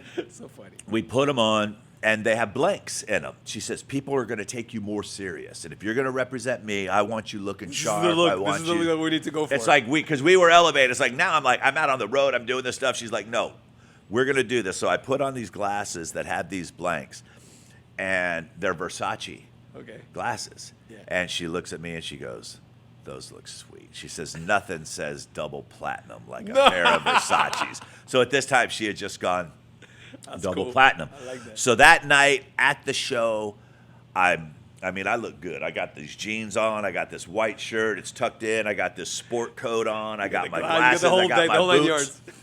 And in the meet and greet line, these women are like starting to check me out. Okay. And Taylor keeps whispering to her mom. She's like, Rick's getting hit on. Rick's getting hit on by these girls. It's that new look.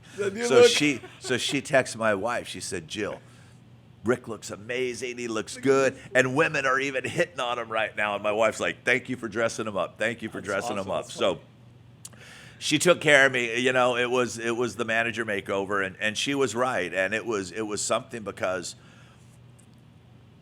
you forget sometimes that you are a direct reflection of your artist, that you may be that first meeting that someone has before they meet your artist. And if I come in looking like a band member, it's like you wouldn't believe how many people thought I was her tour manager because I was on the road. But people don't understand is that I had never managed an artist before, so I had to learn the road. Yeah, there's a learning curve for you too. But it was also the way that I was dressed. Yeah. I was dressed like a tour manager. I was dressed like a band manager. So I learned a very, very valuable lesson at that point. So interesting.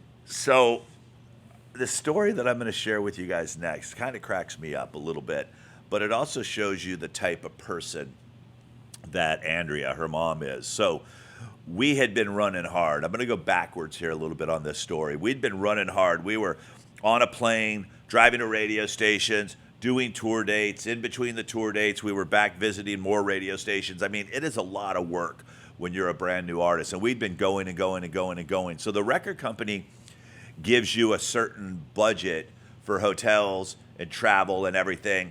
And this was at the time when I wasn't even her manager yet. I was just the rep at the record company. That's what people forget sometimes is that I was her record rep before I became her manager. Yeah.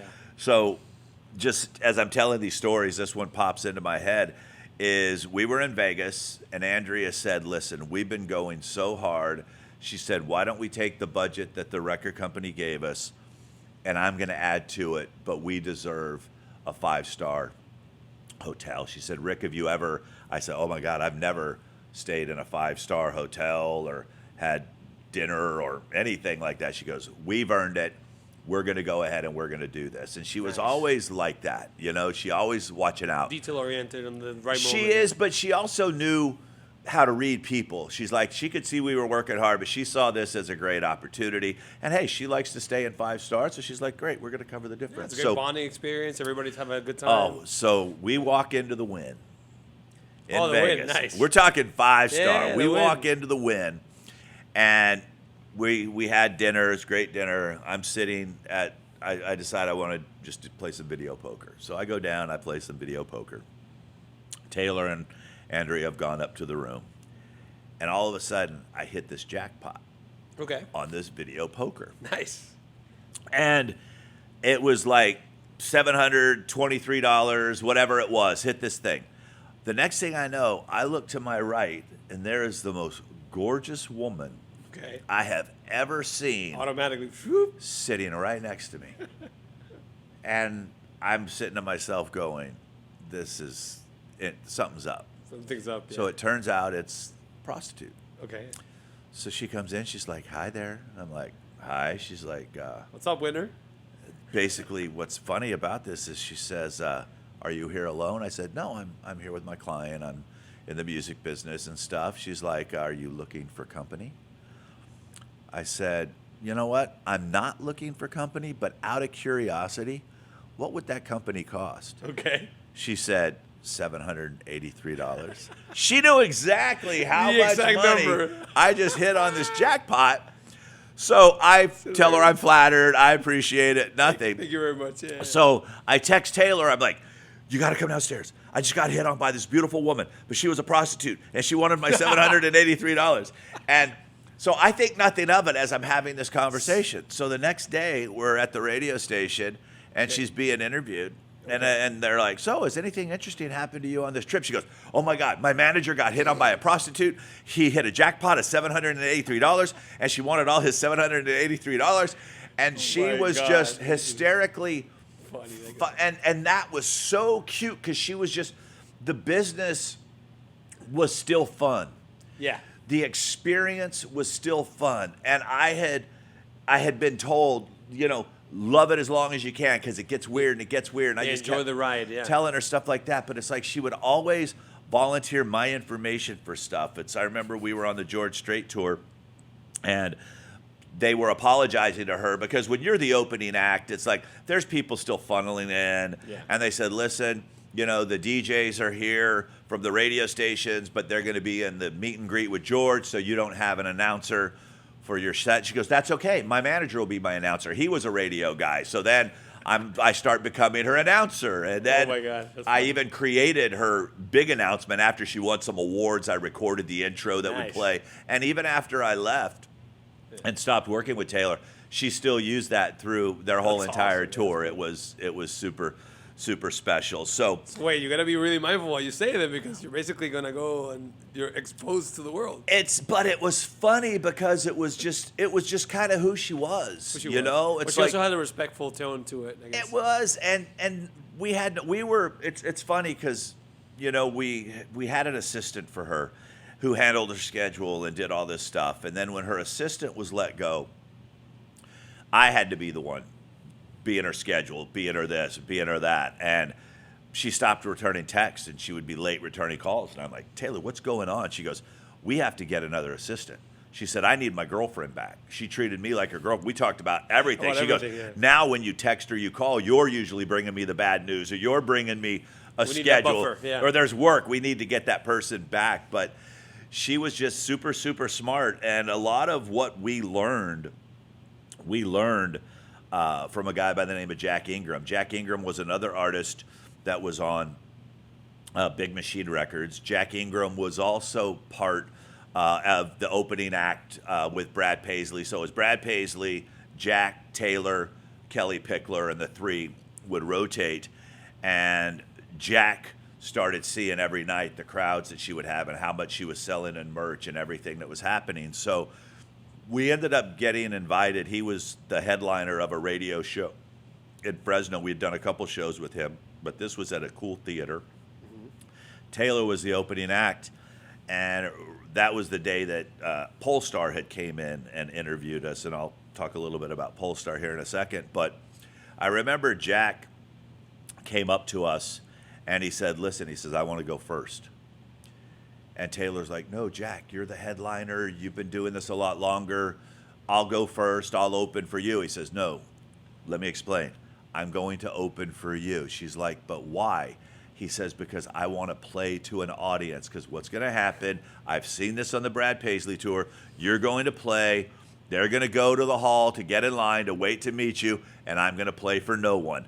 No. My ego's not that big to understand that if I want to play for a full house, I play before you. Or bigger, because I know that you have the power, so I want to get that. They're going to leave. Yeah. They're going to leave. I need some of that. Yeah. And it was really interesting because we learned so much about meet and greets and how to handle things. But to start to see that the tide was shifting, it's like, because what a lot of people don't understand is that the opening act is usually there just to warm up the crowd, play a few songs, and then everybody's there to see the headliner. We were starting to notice the change that the people were there to see her. Even though she hadn't had the radio success yet, she was having the sales success, and also new forms of social media were starting to pop up. Getting connected in a different way with people. We weren't just on MySpace anymore. Now all of a sudden Facebook had opened itself up, and then YouTube had come into play. So more and more people were starting to find out about her. And now we were starting to do some of her own shows at smaller venues, but now she was also getting invited to go out with even bigger acts. It's like when somebody would have a 3 or 4 days available, they would look at her schedule and say, can we get her out on our show? And we're talking about stadiums now. We were going from playing these cool little arenas. Now we're going into these stadiums that are much bigger, and she's getting to do some of her own headline shows. So we were going back to Bakersfield. We had already been there a couple times on radio tour. We had been there with George Strait. We had been there with Brad Paisley, and now we were going to go there as herself to see if she could start selling tickets, and she ended up selling out the Crystal Palace. What was very special for me that night was this was the first time my family was actually going to get to see her perform. Oh, no way. So when I was managing Taylor, I was living in California still. So the last thing I wanted to do was move my family to Nashville, to a town they don't know. At the time, my daughter was 4, my son was 2. Oh, yeah, the babies, yeah. So, and I was going to be on the road. So I stayed in Santa Barbara. So I would drive from Santa Barbara to LA, catch a plane, land in Nashville, catch a bus, tour for 4 days, come back home for 2, do it again and again. But now we were finally getting to do some shows in California where I could bring the family. So we brought the family up, and Taylor's on stage performing, and my daughter's wearing her T-shirt and her everything, and she actually brought my daughter up on stage and sang to her. And this is something that my daughter will always remember. And I've got these great pictures, and actually I'll share some of the pictures wherever it is that you're hearing this book, whether it be through audio or it's the handout or whatever. I'll make sure that you get to see those pictures. Beautiful. But she's on stage, she's singing to my daughter, and at this time now, everyone is starting to dress like her, wear the sundresses, wear the cowboy boots. You can see visually. They're starting to cry. Yeah. They're starting, we're seeing parents have to stay in line for 3 hours. Wow. There's this thing that's happening that hadn't really happened before outside of, Garth Brooks at CMA Music Fest. But this was starting to happen every single night, that there were hundreds and hundreds and hundreds and hundreds of people that would wait hours and hours and hours to meet this young lady. So was this the this is it moment? Was that the Crystal Palace, or was that? That was starting to show us that she has this ability to influence See, everyone thought that she would just be for teenagers. But these moms were starting to bring their daughter because there was nothing going wrong. There was no scandals. There was no, this girl's a drinker. There was no, and Taylor had made a conscious decision, and this was her own decision. She said, you will always see me with a water bottle because I don't want people seeing me with a glass assuming what might or might not be in there. You know, she was very self-conscious about that because she started seeing these families. She started seeing these dads come to these shows knowing every word as well because the kids take over the radio station at that point, and iTunes was just starting to come into play. So more and more people were starting to experience her. But this is when we really started realizing this power. And at this time, she's starting to even develop even stronger as a writer. And she's starting to come in and share these new songs with me that she's writing. And I loved it because she would come in super excited. So one day, we're going to New York. We're playing this event. And at this time, Taylor still vocally was still going through some vocal changes at this time. And we were about to be at an event with Vince Gill and Trisha Yearwood and all these amazing, amazing singers. And at the time, the song that was out was called Teardrops on My Guitar. And it was a good song, but it couldn't compete with Vince Gill and all these others. So she had just come on the bus, and she played me the song called 15. And it was just her and her guitar and the story, and all of a sudden, the hair on my arms was sticking up, and, you know, it's just this song. And I'm sitting there, and I'm going, oh, my God, this is the one we need to play tonight. And the record label... Wait, was this song still unreleased? The song, it was never even recorded. Oh, wow. It was never recorded. There was not no even a demo out there. No, it was just something she had just written, and goes back to what I've shared is we've always tried to say, how can we create the moment from when she met Tim McGraw and Faith Hill? That was a moment. That was a moment that everybody remembered that night on the ACMs. They don't remember that she lost an award. They remember that she walked down and introduced herself very humbly to Tim and Faith. The moment is something that you always want to capture. So we were like, okay, how can we capture this moment? It's not going to be captured just by her singing the current song that's out there. It's going to be something where people just go, oh my gosh, this girl is a writer. So they're doing their show. Scott Borchetta comes in and he's like, the room's got an interesting vibe to it. I said, Scott, I don't think this is the right night for her to play her current single. I said, she wrote this song called 15. She should premiere that song tonight. He goes, well, we don't have, I said, no, trust me, this song is something special. So it's around. So Vince sings his song, Trisha sings her song, you know, everybody's kind of going around, and it comes to Taylor. She takes the guitar and she said, I wrote this song and it's called 15. And she starts playing this song, and you could hear a pin drop, the way she tells this story. And when she's done, everybody's clapping, everybody remembers, and Vince Gill is like, oh my gosh, he said, I'm so excited. Somebody finally wrote a song for me. He said, that was called 50, right? And she goes, no, sir, it was 15. And he starts laughing. He goes, you're a brilliant songwriter. So now all of a sudden, Patty Loveless and Trisha Yearwood and Vince Gill, the songwriters, you know, the artist, every artist has the artist. They're like the artist. Yeah. They were complimenting her on her songwriting, and it was just starting to blow up, you know, and now more people are coming to the table. So now she's met Tim and Faith, and now we get a phone call from Tim and Faith. Wow. And Tim and Faith are like, listen, we've got some dates. I see your calendar's open. You want to come open for us? They were doing their joint tour, and obviously we're going to say yes. So they'll only give us a chance to do it as a trio. So it's her utility player, and her banjo and her fiddle player. So it's just Taylor will be the guitar player. We got a banjo.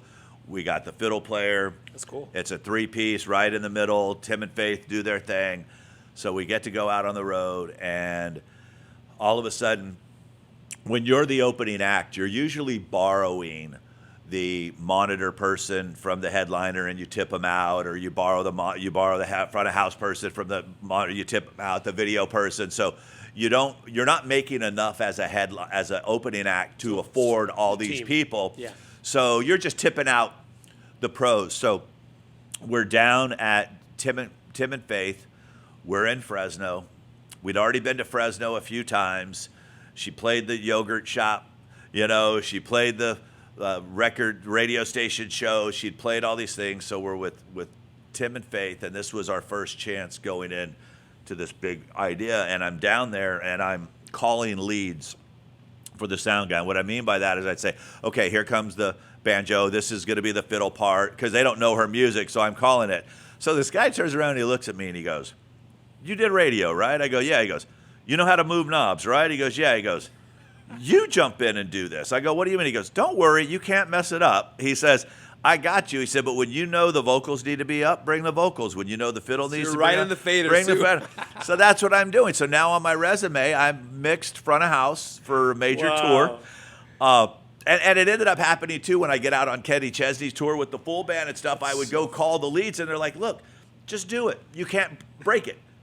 And I'm so nervous. I'm doing this stuff. And, so it was a lot of fun. But the thing I remember most about that very first show is that it was announced that Taylor was going to be the opening act for Tim and Faith. Of course, she's going to be singing Tim McGraw on Tim McGraw's tour, which is pretty cool. So she's on stage and she's performing, and we look down in the front row, and there's two girls wearing these shirts, and it says, "We're the Yogurt Shop Girls." No way. The girls from a year before Yes. now got that opportunity, and it was like the impact that she had on them from that free little, "I'm your friend on MySpace, go Rick, go get the instruments, go get the guitar, Emily, get your fiddle, let's do this." We're now, once again, starting to see the impact. Unbreakable bonds, yeah. And this is why I call this pre-eras. This was going on way before anyone really knew who she was. So now all of a sudden, we get a chance to go out on the Kenny Chesney tour. So Kenny Chesney, big stadiums. We're talking football fields. We're talking where all the NFL teams play. Kenny Chesney, we had a chance to do 5 dates. Pat Green, who's a big Texas artist as well, part of his deal when he was going out on the Kenny Chesney tour was that I'll do all the dates but the ones in Texas, because Pat can sell a lot of tickets in Texas and didn't want to take away from his own headlining stuff. So to our benefit, we were able to come on and be a part of that Kenny Chesney tour.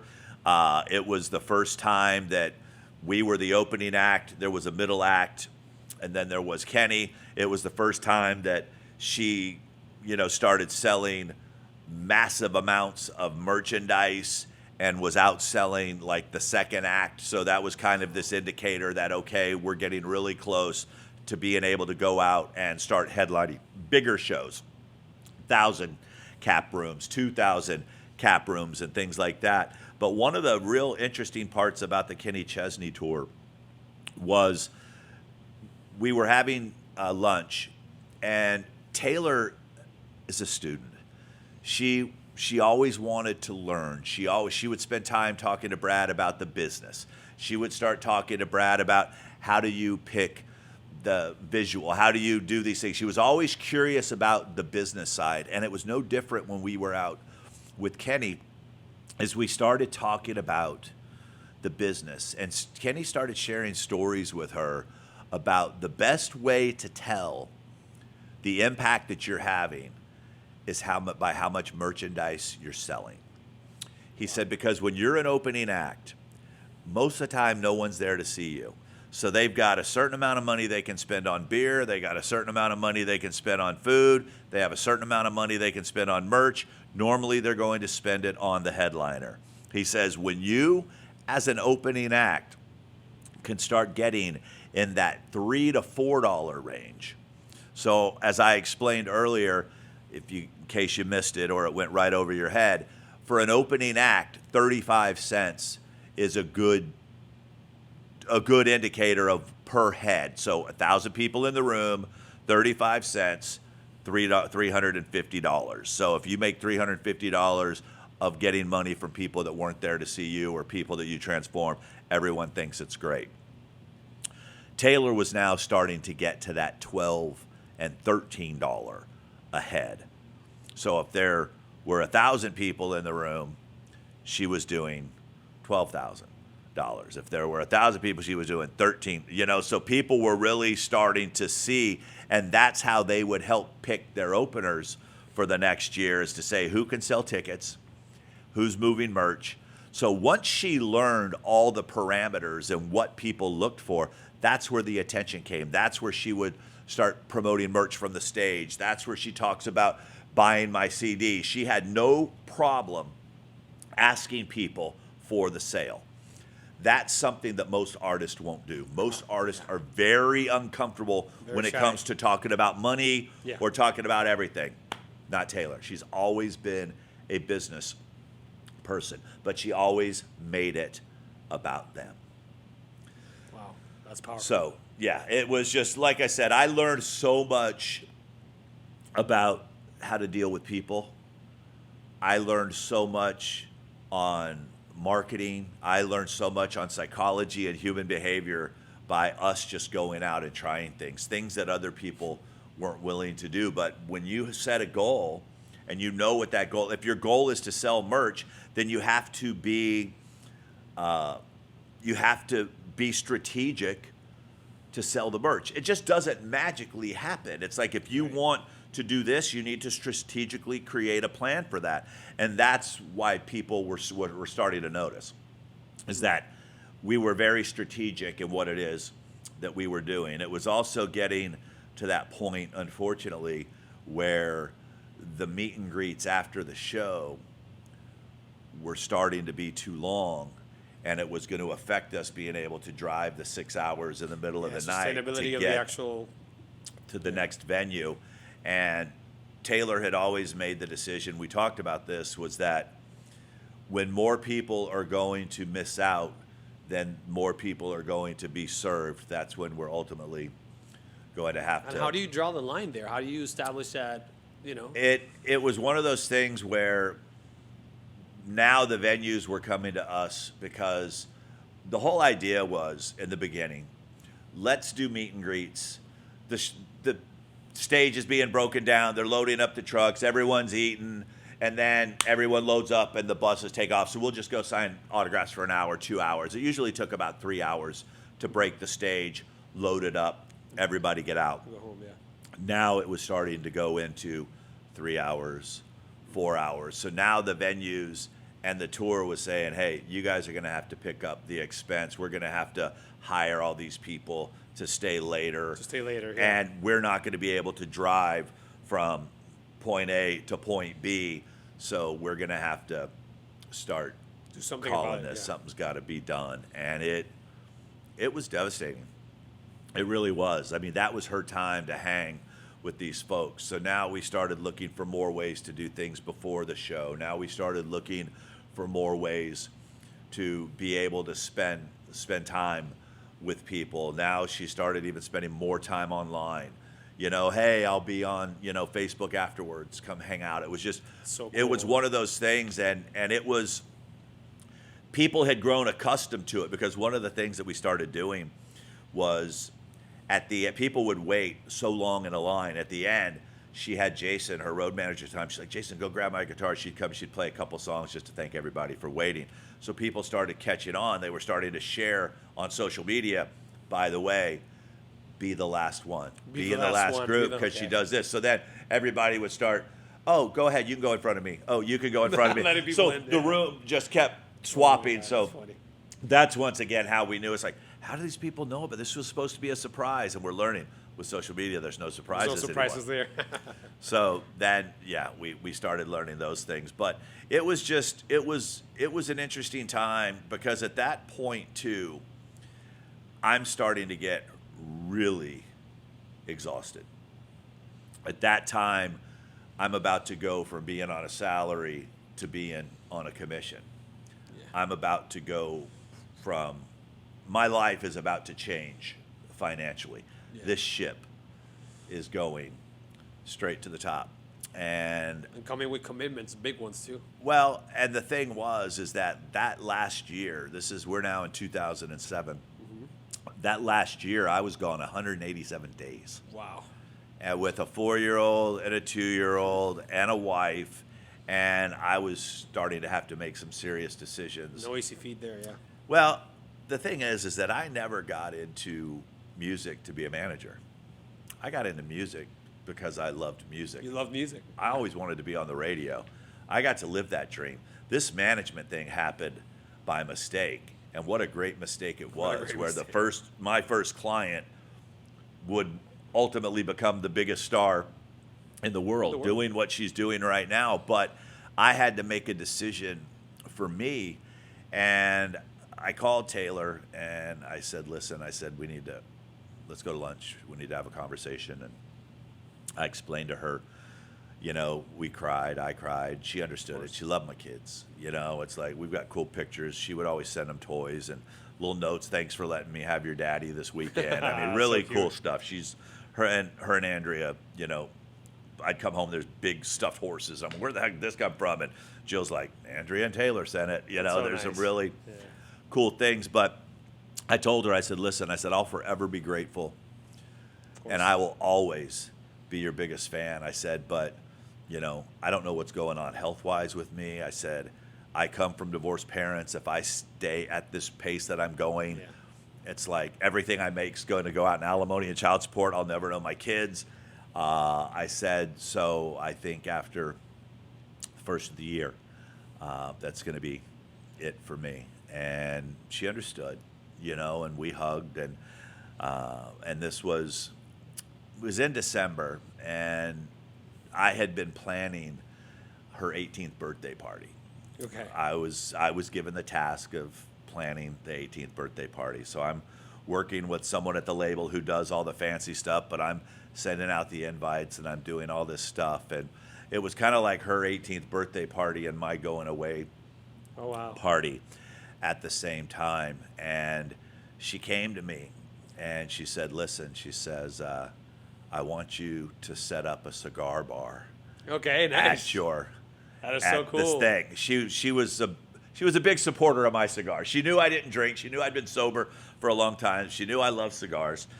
And at the time, I didn't even think about how much I probably just stunk up her bus with my cigars, but that's a whole nother story. Nice. But she let me set up a cool little cigar bar over there.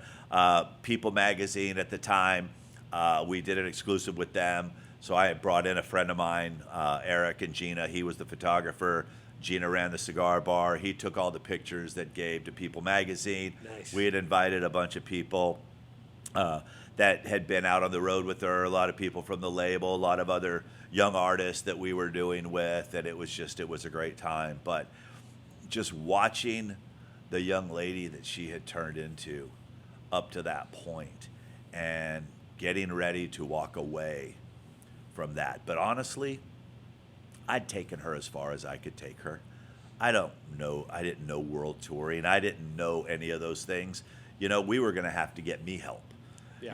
It's like I would stay day to day with her, but if we were to move forward, we were going to need to partner with a big management company at that time because I had taken her by myself as far as I could take her.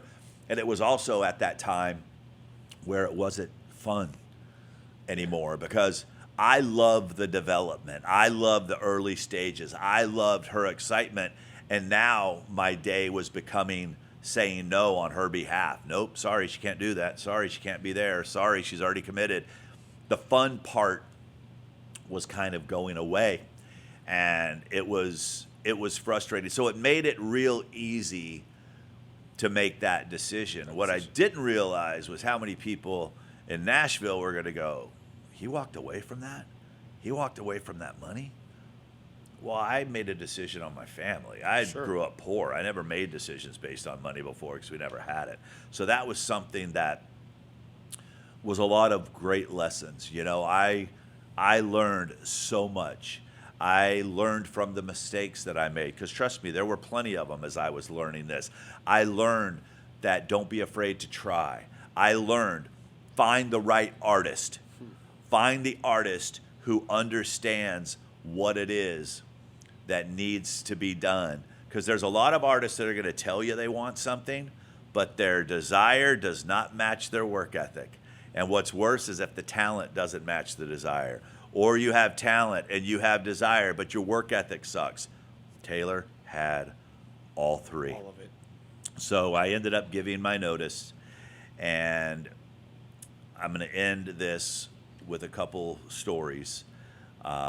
Me seeing her a year after I had left. So when I left Taylor in 2008, I worked through May of 2008, and I told my wife, I said, listen, I said, I want to move to Nashville. I want the kids raised in the South where manners aren't an option. I want no state income tax, and I want to buy twice the house for half the money. Nice. And it hit all the boxes. It kind All of the checked check all the marks, yeah. boxes. And at that point, I had just been offered a job to be a consultant for Sony Music. Funny story is when I was offered this job, I didn't even know what a consultant did. I met with Joe Galante at the time from Sony. And a lot of people don't remember is that Taylor was originally signed to a development deal at Sony Records that she asked out of, and that's how she ended up with Big Machine Records, is because she was just in development, and they were waiting for basically her voice to get better. To get to where it's And supposed to be. Yeah. she was writing songs every day, and she was like, I can develop myself. Why do I need to be locked into a contract to do that? So she ended up going to Big Machine Records and signing her record deal, and that story's been out there. I just don't know if a lot of people knew it. But what happened is he comes and he says, listen, he says, my team saw what you did with her. They saw how she responded to you. I think that you would be great in the A&R marketing side of things. They all saw the cool little ideas that you created and how she executed. He said, I would love to offer you a job as a consultant at Sony Music. And I said, awesome. So I excused myself. I went to the bathroom, picked up my BlackBerry. We didn't have iPhones then. And I called my wife and I go to Yahoo, because Google wasn't even. I said, go to Yahoo and type in, what does a consultant do? I said, I'm being offered this job and I have no idea what it does. She starts laughing. She said, well, it looks like they advise in areas of expertise and they get paid really well. I said, awesome. So I went back and I accepted the job as a consultant. And I'm working for Sony, had a couple little artists that I was kind of helping develop and stuff like that. And I end up at an event and I see Taylor. And we catch eye contact from across the room. How nice, yeah. And she runs straight across the room, makes a mad dash, and just gives me the biggest hug and asks how Jill, and asked how the kids are doing. And I knew how she was doing because, she was starting to do Meteoric it. But rise. to see that, everybody was like, so did you guys leave on bad terms? I'm like, no, it was just an interesting situation. People still to this day are like, do you still talk to her? I'm like, no, we went in kind of two different directions. It's like, how many people stay in contact with the job that you quit? It's like, but I know to this day, if I were to see her in a room, it would be the same. It's like nothing happened. That's Exactly. Great friends. So a few years ago, I took the kids, my wife and the kids, and we bought tickets, and we went to see her on the Reputation tour. Oh, that's nice. And that was Did she know about just it or amazing no? to watch. No, wasn't. Okay. We were going as fans. As fans, We were nice. going as fans. So Like we that. went and we watched the Reputation tour, and just to see how far she had come at that point. Wow, yeah. And then recently, like a lot of people, I couldn't afford tickets to the Eras tour, so I wasn't spending that kind of money to Spending be that kind of surrounded by people. So Wow. I waited. What a change, huh? I waited till almost the very last day that it was going to be in theaters. Okay. I went on a Thursday afternoon at 5 o'clock, and I will share a link to this video because I shot video. Okay. I was the only person in the entire theater. I went to the very back row. I way. put up my feet. I Okay. took a video of not a single person. It's a solo show for you. And I sat there and I just reminisced. That's where the idea for this came from, is Wow. that as she's sharing the eras and all the different eras, I'm like, people don't know a lot about the pre-era. The pre-era. People don't know a lot about the journey. They see what they see now, but someone needs to tell the story of that journey. Which is monumental because And it's- I wanted to be able to tell the story of the journey from my perspective, from from me being on that ride, being there every step of the way, I thought these were some stories that her fans would really appreciate. I thought these were stories that kind of even show more of how amazing she is. You know, it's like, yes, people got to know her more after the Kanye situation. She was country sweetheart up to that point. She became America's sweetheart after that because they saw how she handled herself. Humble and gracious. Goes back to the early days when we talked about it. Humble and gracious will win every time. But the thing that she's done, which most artists haven't, and this is my opinion and my opinion only, is she's always stayed true to writing music for her fans. She's always been able to adapt to production and this, but her songs are her songs, and she has always told her fans stories. She's always continued to use social media to connect with her fans. Yes, she can't connect in the ways that she used to. Remember, I told you that when we had to stop doing meet and greets, it was devastating. The next year at CMA Music Fest, and I wasn't with Taylor at this time by now, but in 2008 at CMA Music Fest, when she hadn't been able to stand in line and meet all those people, she went out and she did a 14-hour straight meet and greet. She rented out Bridgestone Arena, parked her tour bus in there, set up all these little areas that fans could experience, and stayed there and took pictures and signed autographs and said hello to every single person that came through. It was 14 hours long. Incredible. I wasn't in the picture then. That was all her. But the interesting thing, and I tell people this, and they're like, Rick, but you know, a lot of these things you shared and you showed. I said, no, I share and show a lot of artists a lot of things. She executed. Right. I may suggest, I may share, I may come up with an idea, but those ideas and those suggestions are only good if the person on the other end executed. Taylor was a great executioner, and she trusted. But that took time to build. And if you're a young manager and you've got a young artist, don't bring every idea to them. Make sure that you give them those victories. Make sure that you vet them out. Make sure that you come with, here's why I think this would be valuable. That's because a lot of times she may not get it, but she would say, Rick, why do you feel it's going to be valuable? Because if we do this, we're going to get this. Great, let's do it. She was very appreciative of new ideas because she didn't want to do what everyone else did. And guess what? Because of that, she got things that others didn't. Right. If you do what everyone else is doing, there's nothing different. And that's what makes her very, very special. So sitting that night, watching the Eras Tour, bucket of popcorn, feet up, tears in my eyes a little bit, just kind of remembering, oh, I remember when she wrote that song. Oh my gosh, I remember the first time she played that song. Oh my gosh, look at this audience, because there's something that's interesting. You can go and watch a show, and you can see the artist on stage, you can do this thing, but there's a difference when you go and experience a show. And when they were showing the audience, here's this young lady now who's 34 years old. I was with her at 16 years old. You've got 40-year-old people crying that have grown up with her. You had guys that were crying that had grown up with her. You had dads singing every word to Shake It Off because he'd heard it 1,000 times with the car. That is what this music is all about. And when you can have that type of impact on people, that's the difference between an artist and a superstar. A superstar knows how to adapt. A superstar has a certain effect on people.